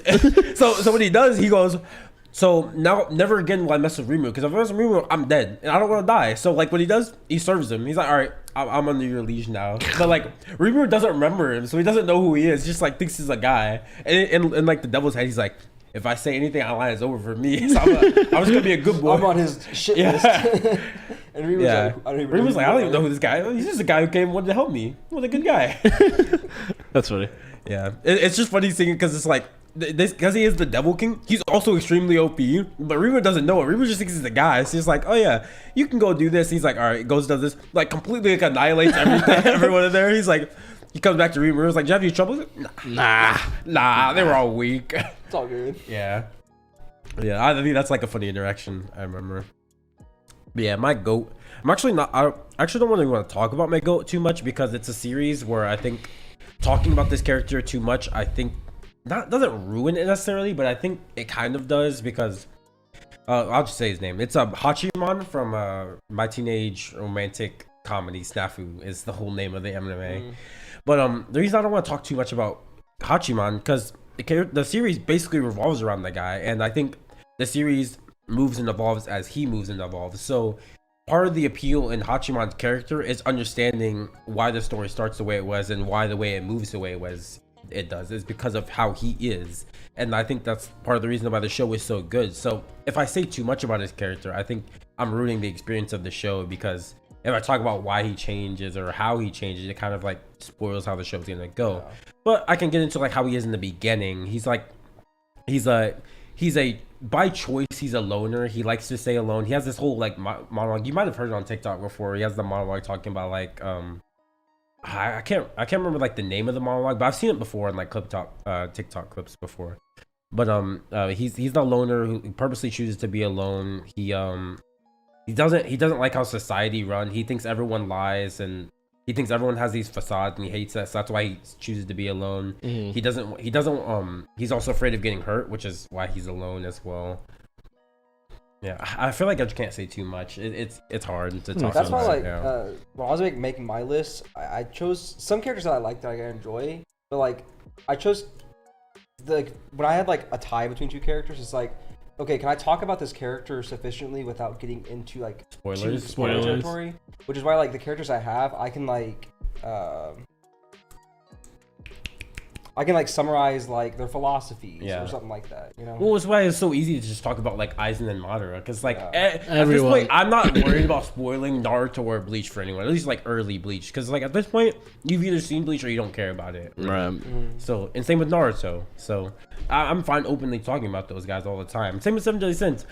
Ain't nobody really care about Seven Deadly Sins. Not even the fact that it's old. It's just like you don't care about that show. Like it's not a show that people care about. So we can talk about that. Yeah. And so like JoJo, it's easy to talk about Gyro without getting into spoilers. Like I could have, but it's really easy. Yeah. I think it's really easy to talk about certain characters when it comes to, especially side characters. But when it comes to like main characters, it's kind of like main antagonists. It's kind of hard to sometimes talk about them because the series revolves around them. Exactly. Yeah. Which Guts as well. I think we did a pretty good job at talking about Guts without really spoiling the series though. Yeah. Because like the stuff that we did talk about, it's broad. Very broad, or it's like very like his birth. It happens way early. Like it doesn't really change. It doesn't like spoil you in all to know how he's born. Because like after like once you get into like the actual story, not just like what's it called, the Dark Swordsman arc. Once you get past that, is that the first Black Swordsman? Black Swordsman. Yeah. Once you get past that, it's like that's where it starts. So it doesn't like you're not spoiling anything. Yeah. Yeah, but it also seems like the character you just mentioned, like your favorite character, seemed like the best aspects of that character is like finding out like kind of like discovering like who that character is. Unlike someone like Guts, like it is fun like learning about the character, but like most of the stuff just like watching him like kind of do things, and watching him react to the story. Like what I was saying with Hachiman, is like the story reacts to him. Because he is the focal point of the story. The story is based on him learning to change his ways, because his ways are not good, and people he cares about are telling him, "Hey, yo, stop being this way." He's like, "No." That's like the difference of it. Right. Yeah. Honorable mentions. I don't know if, I mean, obviously Musashi would be up there as well, but can't really think of anyone else. I think that might be it. I mean, yeah, I don't want to say his name because technically his name is even a spoiler, but yeah, the villain from Monster. Okay. Yeah. I assume. Is his name Monster? Oh my god. He is called a monster. I love Monster, man. I love the part in the manga where like, oh my god, you're a monster. Roll credits. I love the part where Rimiru's like, remember that time I got reincarnated as a slime? I feel like that's how the anime actually opens up. Is he like, this is the story of how I got reincarnated as a slime? Oh my god. But that's the only ones I can think of, just like Musashi and him. I mean, I do actually like Kaneki. Unironically, I do like Kaneki. Yeah. Okay. Yeah. So I guess Kaneki can get an honorable mention as well. All right. I guess I'll get it on my list. I do have a couple dupes. You have any guesses for Tyler? No, for me, yeah. My guesses were like Urahara and Zoro. Okay. Yeah. Zoro. Okay, I could see Tyler putting Luffy over Zoro, but I don't know. Oh, yeah. I don't know. You don't think so? Definitely with Zoro more than Luffy. I guess. I don't know. I'm trying to think. Would Tyler have any villains that he rocks with? I'm trying to think of I could see maybe him putting Griffith in this list. I think it depends on which way he would want to go. Trying to think about the series Tyler's I've seen. I'd actually be surprised if Griffith wasn't in the list, honestly. Really? Yeah. I don't know too many characters that Tyler just rocks with. I know a lot of series he rocks with, but not character-wise. I want to say same with me. It's between Guts and Musashi. I feel like he's gonna pick one of the two as well. I feel like he's got it. There's just no way he can't. Yeah, but he's seen. I don't know. Yeah. We can just see. Let's see what his list is. Yeah. All right. So get dupes out of the way. Okay. I did have Aizen on my list. Really? Okay. If you don't know this, If you don't know this, One Piece is my favorite in the big three, obviously. But Bleach is a very close second. I absolutely adore the story of Bleach. And like Aizen, as we've talked about, like, you know, I just get giddy just talking about him because he is in my opinion, one of the best antagonists in fiction. Absolutely. Up to at least from what I've seen so far, he's definitely up there. I've already kind of talked about like everything that I wanted to talk about when I was talking to you, like when you was in your section. Yeah. But like I said, one of the best antagonists. It's kind of hard to compete with Aizen, in my opinion. In my opinion, best shonen antagonist. I would definitely agree with that for sure. Yeah. Next, I got Gyro. He's on my list. Yeah. Oh, yeah, Gyro. Yeah, we literally talked about this. Curveball. No, yeah, because it was stuck between Gyro and someone else, and because I had the slash there, and the more we were talking about it, I was like, I gotta Gyro, dude, like I love the philosophy of the other person, but like Gyro's just him. So I had to like erase that. Move out the way, Brock. I was like, get out of here. I was like, I'm sorry, Yamcha. I love your philosophies, but I can't put you on this list. Right. Yeah. And then I also have Guts. Okay. So you went with Guts. Okay. I did. Yeah. I thought you would have leaned more of Musashi, but all right. Okay. So that's I think that's all the dupes. Yeah. So the first person I want to talk about, like original, is Senku. As we've talked about. Oh, okay. As we've talked about, like Deven and I, we're both like kind of nerds. And I absolutely adore science. Like, it's one of my favorite things. And seeing a smart character just talk about like smart things, especially when it relates to like real world laws of like physics and stuff like that, or laws of like anything that has to do with real world stuff. It's so intriguing to me. And seeing Senku react to this world and go about it in a way of, yes, he's trying to revive the world, but he's also trying to bring back technology and revitalize science and all this stuff. And do it the right way. Like, do it the right way. Like, it's so fun to see him go through. Like, I loved watching it, and like, they would show you how to make like gunpowder, and they're like, hey, disclaimer, this is actually how you make gunpowder. Yeah, don't do this. Yeah. Like, it's so fun actually seeing that. Like, that was honestly a toss-up between like Senku and Shikamaru, because I love the way that Shikamaru goes about doing his strategy and stuff. Yeah. He's one of my favorite Naruto characters. I'd even dare say like probably my favorite Naruto character. But I think Senku, just because it's like real world science, and I love real world science. It's so fun seeing them do that. One thing I would say is that's one thing that I really enjoy about what the Japanese authors do. Sometimes they take that step beyond. They actually research, like like Araki does it all the time. Senku, even the anime watched How Heavy Are the Dumbbells You Lift. When like that, people actually take time to know what they're talking about and don't just say things. And I feel like so many times, like when fiction, like when you read DC and stuff, they just say like the buzzwords. Yeah, they say buzzwords. Technology. They know the outline. Like, yeah, we can have a little fluff here and there to like stretch it. No, Araki's like, I'm gonna actually research this astrological term and see why it works this way. Like the Japanese actually go out of the way to make things make sense, and that's the thing with Dr. Stone. He actually makes real life science. He's like, all right, scientifically, this is actually how it works. So I'm gonna make it actually make it work. Like, and the thing about Araki too, what I love about Araki is that his science is wrong all the time, but it's wrong because he researched the right thing and he said, how can I twist this to make it entertaining? So it's like it's wrong in just the right way, and it's so fun to see him. But he says he knows it though. That's the thing. He researches it so much, he knows it, and you know, like the best way that people say to say that you know something is to teach it, right? Or to be able to conceptualize it. That's like the two best ways to do it. And he knows this because he researches it so much. He knows all these principles so well that he's able to twist it on its head and like, okay, how can I apply that but not the way it's typically applied. Exactly. And it's just so beautiful seeing him do that. God, this is so good. Yeah. Like you're driving. I can take a sip. I'm a fan of Jack Daniels. Yeah, Jack Daniels has always been a family staple for me, but I'm actually surprised you actually had Senku on your list.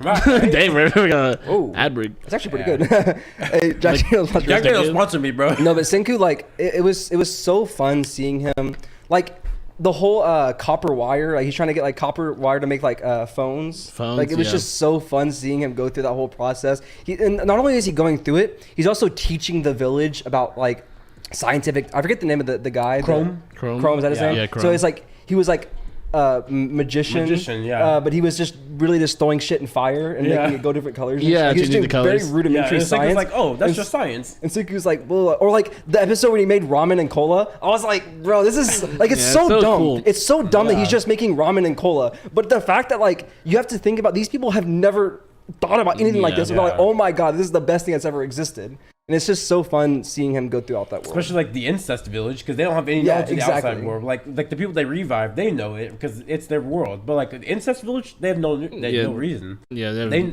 using their incest village for the way. It's because they're descendants of the astronauts. Yeah, the people who actually like lived on the people who actually lived on Earth are like long dead because it's like 3,000 years later. But they're like the descendants of the people, so they're incest because they had to have sex with their kids. I also love the fact that when Senku was frozen, he could still think. And he used both parts of his brain. One part is to count in seconds how many years, count seconds and calculate how long he's been frozen. And the other part is like, how am I going to get out of this? And what am I going to do when I get out of this? The only reason he could think is because he was doing that. Because instantly when it happened, he was like, black out. If I stop thinking, I'd black out. So I have to keep thinking. One, two, because there was times. Because he even said like, there's times where like, even when he did black out, he's like, 3 seconds have passed. I blacked out. I can't believe it. Yeah, he felt himself fading in and out. It's so fun. That's why he says like, whenever he says how much time has passed, like how much time it's been since time frozen. He says like approximately because he blacked out. He blacked out for some. But he's like, I think I blacked out for maybe a minute, but it could have been an hour. So who knows? Could have been an hour. Could have been a year. Honestly, it's just crazy.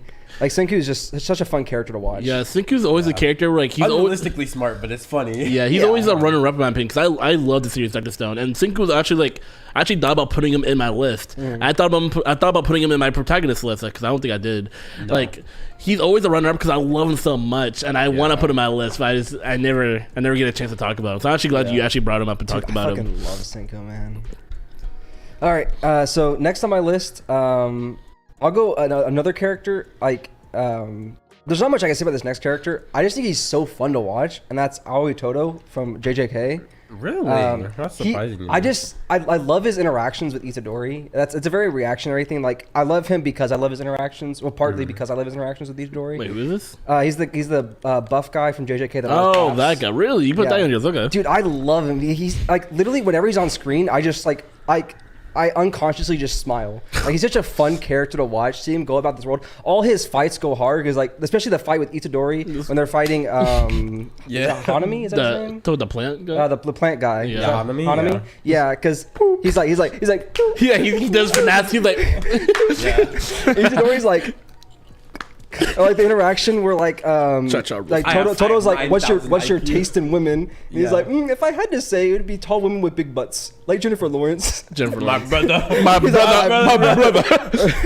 And like he like retconned his whole backstory so that him and Itadori are brothers. That was funny. Like he's such a fun character. Like he is one of the most fun characters I think from what I've seen in JJK to watch. Other than like.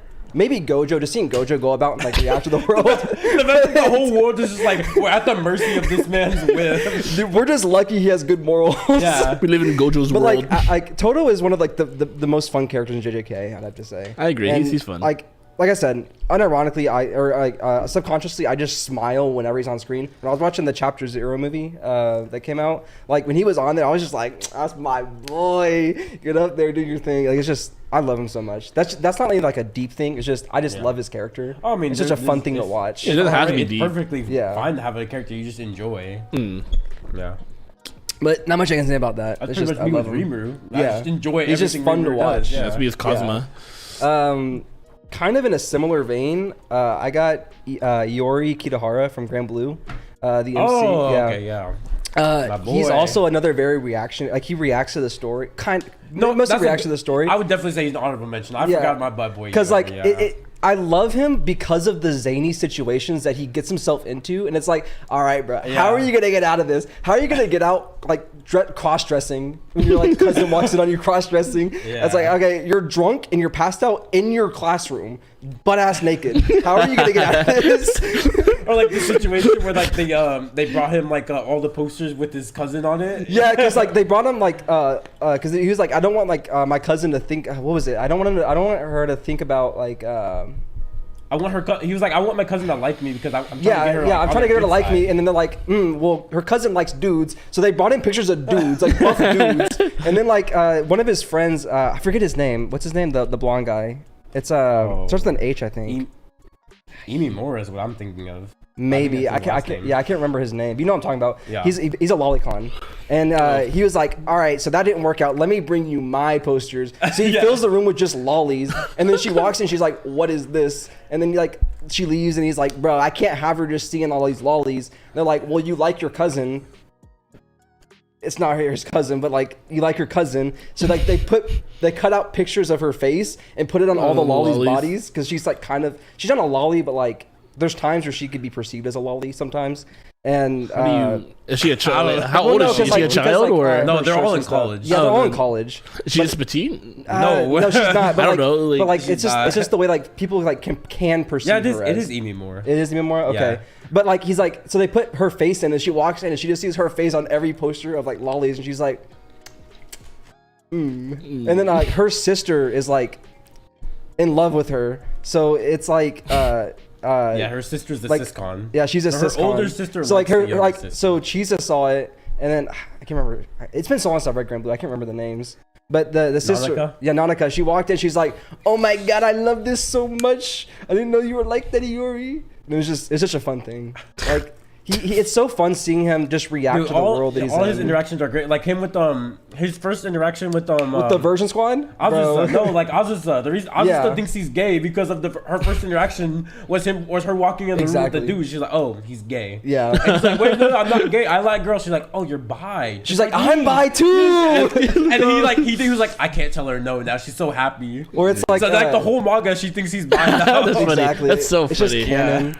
It's canon because he doesn't want to hurt her feelings. Like him reacting to like the Virgin Squad. Oh, dude, the Virgin Squad. They're like top 3 squads. Dude, I love the Virgin Squad because it's like any one of them that gets a slight leg up, they have to ruin it for everyone. The whole physics class, class with the dude. Do they have to ruin it? Yes, they do. They're like, if I'm not getting cooch, you're not getting cooch. Yes, they're absolutely like all right, we all agree unless we're all getting cooch, it's wrong. Like yes, and then one person tries to get cooch like. It's really like the council. It's like the Super Smash Bros. Thing. Like, they got 3 lives. Like, that's got a girl. No, there was literally a guy that was like, it was in his room. He had a girl in his bed. They were about to have sex, and then like they were like at his door, like banging on his door, and like trying to sneak in his window and stuff. And then one of the guys like had like I think it was it lolly porn or was it just straight up like hentai? Like I remember what it was, but it was like he was like sliding it into the door. He's like, sir, your delivery's here. He's like, I don't have a delivery. He's like, yeah, your hentai. I'm just sliding through the door. Like. And then one of the guys like has a really good girl voice. Like he was like, he was like, I'm right there. Like you're having an affair.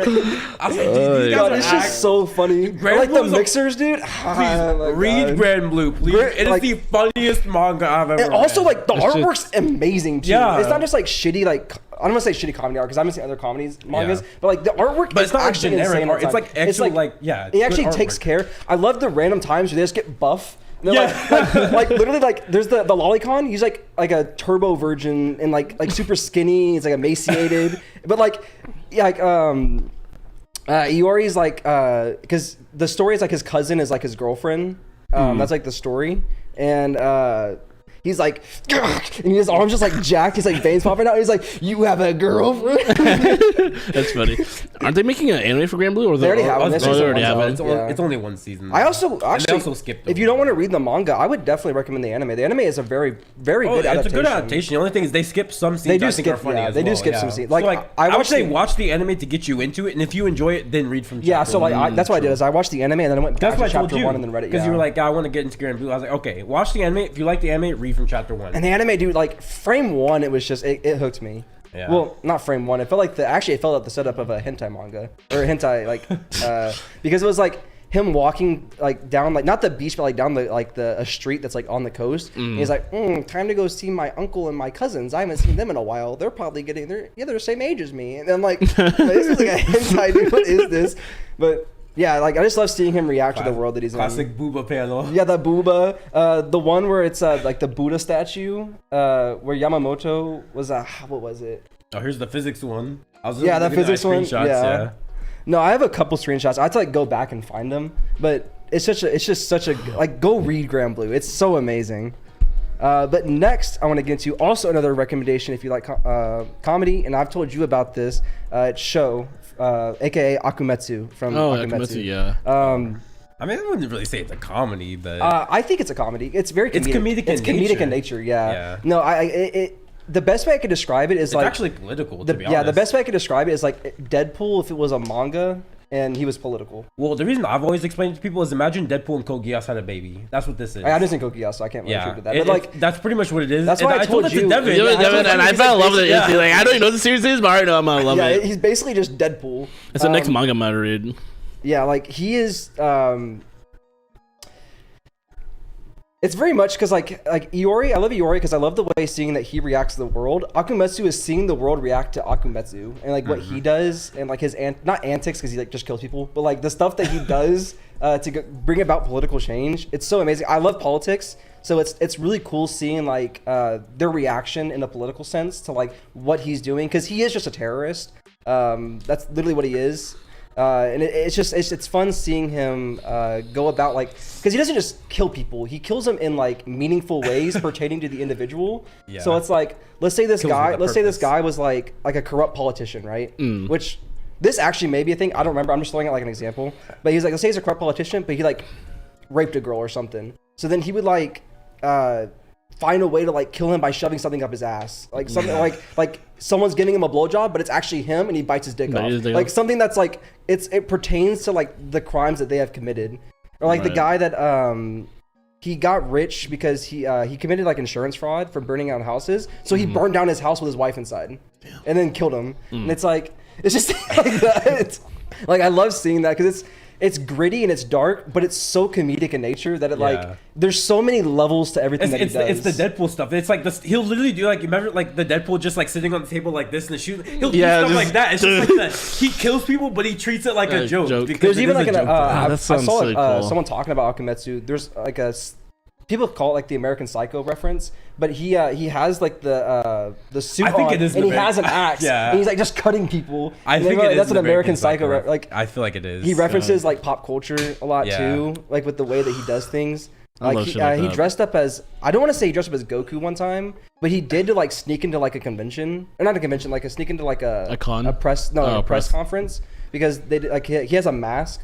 And like it's very recognizable at a certain point. And like everyone knows like that's the Akumetsu mask, and people are like buying it and stuff. But he like didn't want to be recognized, even though he's still wearing the mask. But he has like it's like Deadpool. He has the outfit on top of it. Yeah, exactly like Deadpool. But he's still a wig. Yeah, he's like, yeah, I'm not Deadpool. Like funny. Akumetsu is that was such a good read. I remember when I read it. I actually read it twice. Like I read it through, and I was like, I gotta go back and read like off rip frame one. I had to read it again. It was such a good manga. And even if you don't, because I don't even like politics, you don't even have to like politics to enjoy it, because you can just put the politics to a side and just because like I said, there's so many levels. Politics is just one of those levels. That's like if you don't want to dive deep into the politics are there to establish that there's a reason why he is attacking these people. He's not just attacking random people because he's inherently like Deadpool. You can consider he's like he has decent intentions, like not intentions, but like morals. Sometimes, yeah. Like he's like neutral, but like chaotic neutral, but he has like some good morals, you know, occasionally. Sometimes, yeah. We're Deadpool with this guy. Deadpool. Oh yeah, Deadpool. Yeah. They both. So I'm saying sometimes. Yeah, sometimes. Akumetsu is like just like Deadpool in my opinion. Yeah, I've always said that. Yeah, I've always said Akumetsu's like Deadpool, and every time I tell it to someone and they read the series, they're like, yeah, you were right. Like no one's ever told me like I'm wrong, and like no one's ever like, nah, bro, wrong. No. Like obviously you can nitpick him, but like technically, like they're not literally a one-to-one character, but it's like they're close to where the comparison makes sense. Yeah, but like I was saying with the politics, if you don't enjoy politics, you can definitely just attribute to like, oh, he's just attacking this politician because he took a bribe. That's all you have to do. But like you can obviously dive deep into like, okay, well he's part of this committee, and this committee is like doing this, and this leads into this. Like you can get deeper into it if you want to, which is what I did because I enjoy politics. but you don't have to. But definitely another must read. I think it's such a fun manga for sure. Okay. And I really never see anyone talk about Akametsu. It's such an pretty under the underground, radar. yeah. No one talks about it. That's what I saw one guy, shonen. and it was just because he was like talking about references in manga, like pop culture references in manga. Yeah. And that was just the American Psycho like reference. So let's see, I got them out of the way. All right, so I know you said one or the other. I actually had both Guts and Musashi on my list. Okay. This was a hard one for me because I was only gonna have one. And I was gonna put them both in the same like line, and then whatever Gabe chose, I just choose the opposite. So like it's kind of like Gyro, where it's like, well, not kind of like Gyro, but like I would have them both, and then if you chose like Musashi, I'd take him off and just do Guts. But I did have them both because I was doing a lot of thinking about like the themes behind each character and what they represent. And you said that they're pretty similar; they're in a similar vein, which I do agree. But I differ in that. Well, one thing I would say though is for me, I think the stories are more similar than their characters are. No, for sure. I think Vagabond is more similar to Berserk than Musashi is to Guts. No, which is why I was explaining when I was talking about Guts of why they're different. Because like, I say similar as in like they're not the same. But like I was just deep thinking and like watching a lot of video essays about like the themes and the not the morals, but like the philosophies behind each one and what the mangaka wanted to illustrate through this character. For Guts, it was like struggling, going through life. Constantly having you're the underdog, you're being dealt a bad hand, you're struggling through life, which is why he's literally called the struggler. He's going through everything and trying to find a way to just to survive and protect the ones that he loves. Whereas Musashi, I almost view it as like a spiritual journey. He's for sure, that's definitely what it is. like he's going through life because he starts off he's just strong. He just wants to find out he wants, well, not that he wants to find it, he actually wants to like prove that he is the strongest. He wants to be the strongest. And for him, the strongest means I'm going to like fight the strongest and beat them. And if I beat them, then I'll be the strongest because I beat the strongest. Right. And as he constantly goes through these like multiple battles and ordeals and everything that he goes through, he learns more and more about what it means to be strong. And he learns that being strong isn't just like an interpersonal thing of like, I am the strongest amongst a group, but it's an intrapersonal thing is that my will, my mind, I am inside intrinsically, I am strong. That's what it means to be strong. Like, I don't want to get too deep into it, like, because of spoilers, but like a good comparison, like one of the guys I was watching was talking about is like, so at the beginning of the series, him being strong is fighting 100 men. But then at the end of the series, him being strong is climbing a mountain just to see if he could.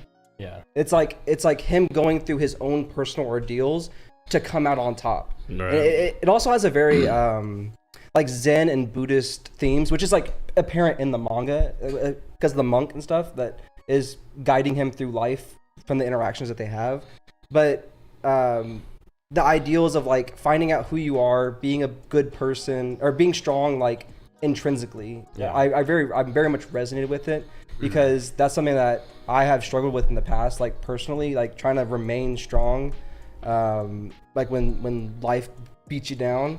And that's something that I really related to when I was reading through that, which is why like I wanted to put them both in because Guts is like the struggler, which is like something that I think we can all relate to is you go through ordeals, struggle through it to come out on top, to not necessarily to be strong, but to live through life, that to know that no matter what life gives you, you can always come back. Yeah. And then Musashi is the very much building up your person, building up your intrinsic, your being.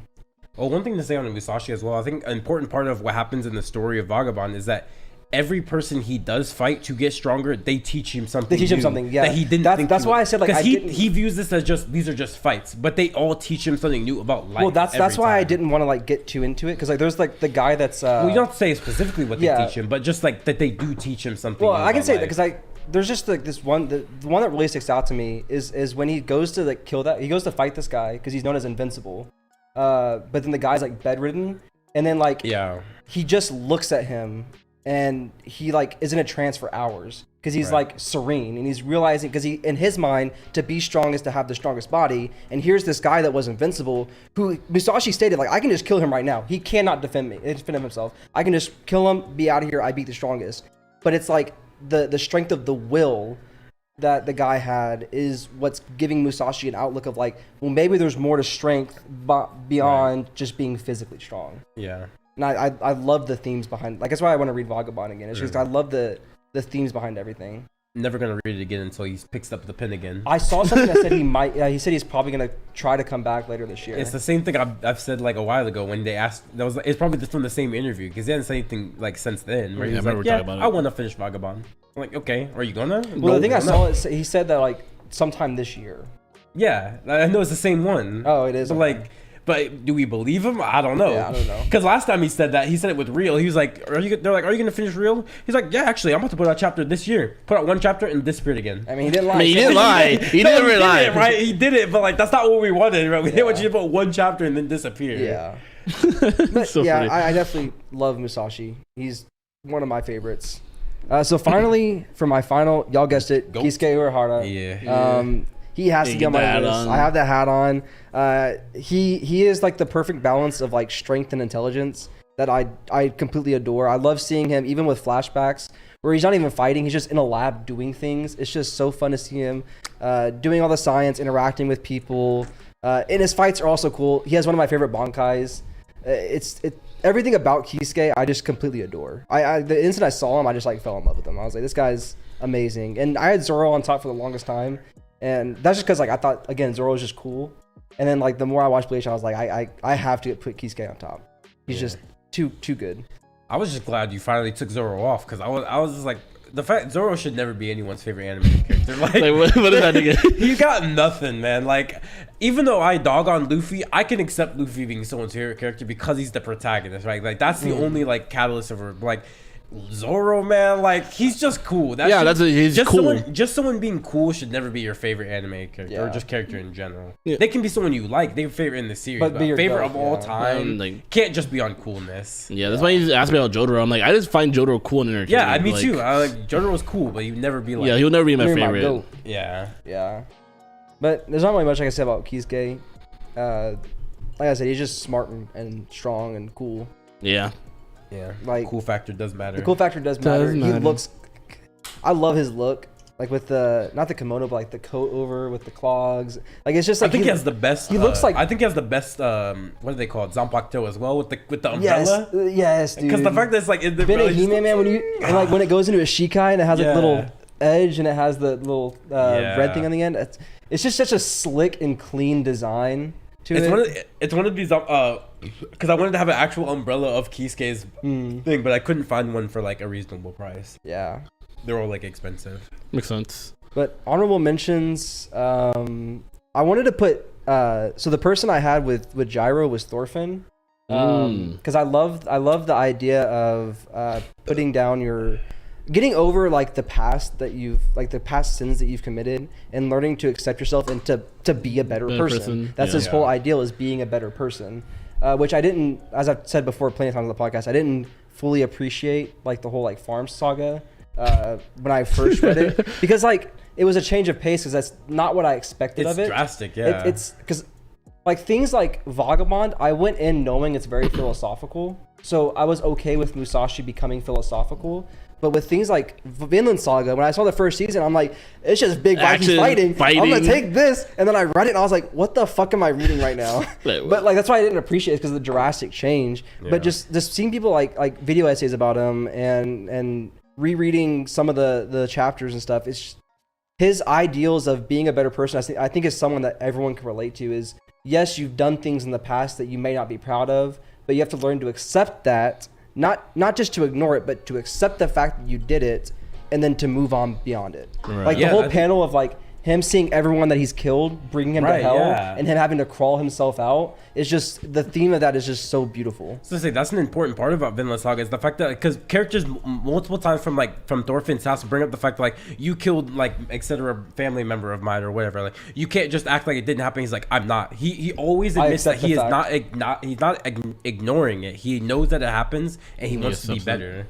He's like, let's move on. Let's try and make a better world. Let's go find Vinland. Yeah. Right. So yeah, I completely forgot about Thorfinn. He absolutely would be an honorable mention for sure. Yeah, like that's why him and Gyro, like they were both there. But I was thinking like I pretty much have the seinen big three True. Yeah. Like, Yeah. Because so it's like I didn't want to be like generic Seinen. Only when you fan. don't have his kingdom, but you haven't read Kingdom. Yeah, I haven't read Kingdom, but like when I say big three, is like Thorfinn, Musashi, and Guts, because people consider like them like the Seinen big three. Those are they're the most Kingdom would be in there. Well, I know, but people talk about that because like they're the most prevalent in like general. Yeah, for sure. Like so, general knowledge. So like they're the most prevalent, is why people consider them. Well, actually, I don't think Musashi is. Guts definitely is, but I think Musashi's more known like in the manga Musashi's like community. the Bleach pick. Well, I always see those not two even together. because like Musashi, like I say, like in the manga community, because like so I wouldn't say he's general knowledge. Guts and Thorfinn for sure are general knowledge, but I think Musashi is more like the niche people like us would know, or like the people we follow. Yeah, know. I guess but I don't you're think right. most but people like I wouldn't mind having all three because I do resonate with all the characters, and like I said, without like. I can't really get into it because you'd have to get into spoilers as to with everything. But with those three, I love the philosophies. They're so similar yet so different with every one. The way that they go about showcasing the philosophies behind everything, it's just so beautiful. And I think a big part of me, the reason why I would like characters is a big factor is relatability. How can I relate to this character? And those three all have tribulations that I may not directly. Again, I wasn't born under a eclipse while like my mother's dead and I'm coming out of her womb. But there are like, you love the themes similar behind small everything. things. Exactly. It's like the gala. Like you can relate to the gala. Like oh, I'm at a party with a bunch of my friends and when my boy's having the time of his life, but I'm just some side character. Yeah. Like you can relate to certain things. Like it's just aspects. Like all of like every character that I've said. Except for like, I guess Todo Kisuke? and Kisuke, I guess, and Senku. I do relate because I'm like science mind. Oh, you're on par with his mind. I'm like right there. I'm comfortable with Senku. Slightly edges me out. Yeah, like he knows like more like specifics. Like I may be on like advanced physics 4, like conceptual physics, but he's on like. I'm on 6 and he's on 7. Like we're pretty there. He's just barely above you. Yeah, like I can maybe like count in my head seconds for 3,000 years. But relatability is a big part of like why I love a character, and all the characters I have something that I can relate to.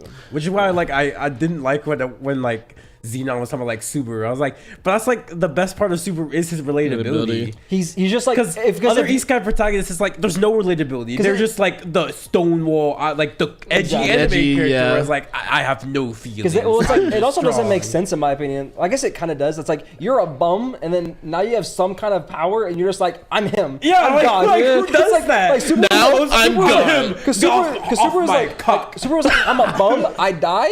And it's like okay, I now have this power. Like I can just die and come back. I'm still a bum. That's like, and that's horrifying. Yeah, it's to a just terrifying die thought. And come back exactly. to life is horrifying. Like that's such a big part of it because Subaru is the epitome of anyone that watched ReZero. If you were to get put into ReZero, you would be Subaru. Yeah, you would be definitely Subaru. Actually, you'd be worse than Subaru because Subaru actually has like good morals and ethics. Morals, yeah. He's also charismatic. He has charismatic. He has good like goals he wants to stick to when he makes them. And how many people can like willfully like, yeah, I'm gonna kill myself. Like that's is already a concept that most people fear, and Subaru has to face it like basically every. Like, see, I do think though, day.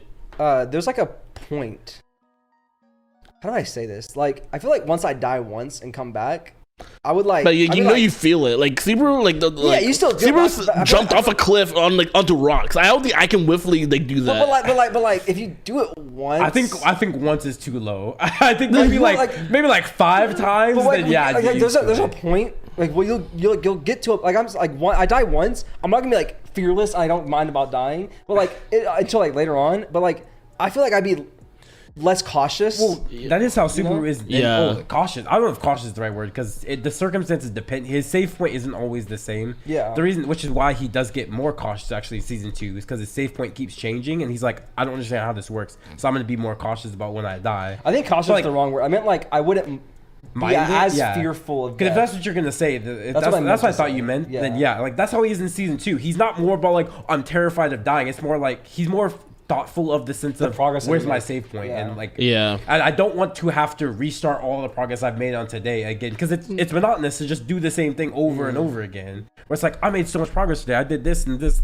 and that. I moved it, but I just happened to die. So I have to restart it all over. That's a tough part about what Subaru does. Doing it especially if it worked, or if it didn't work, it's like that didn't work. Okay, but something did work. So I could do this a little similar. It's like the small things Subaru does.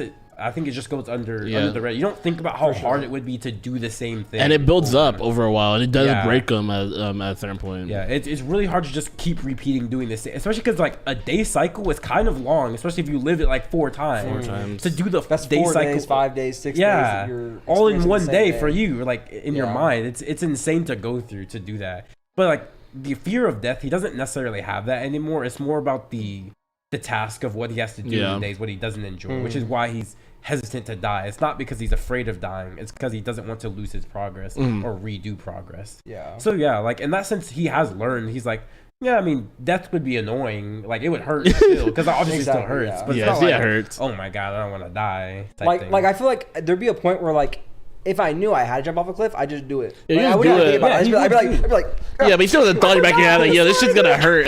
Yeah. Like when I'm falling, I'd be like, damn, it's gonna hurt. Like he does in season 2. He does. He's like, I gotta die. I've only seen season 1, so I don't know much of season 2. Oh, okay. You used to like jump off a cliff, hit the wires. Yeah, it's gonna hurt, but like, you gotta do it. Yeah, it is what it is. And last honorable mention, I did because I don't know if it's recency, but I do like Kenshin from Rurouni Kenshin. I love Kenshin as a character.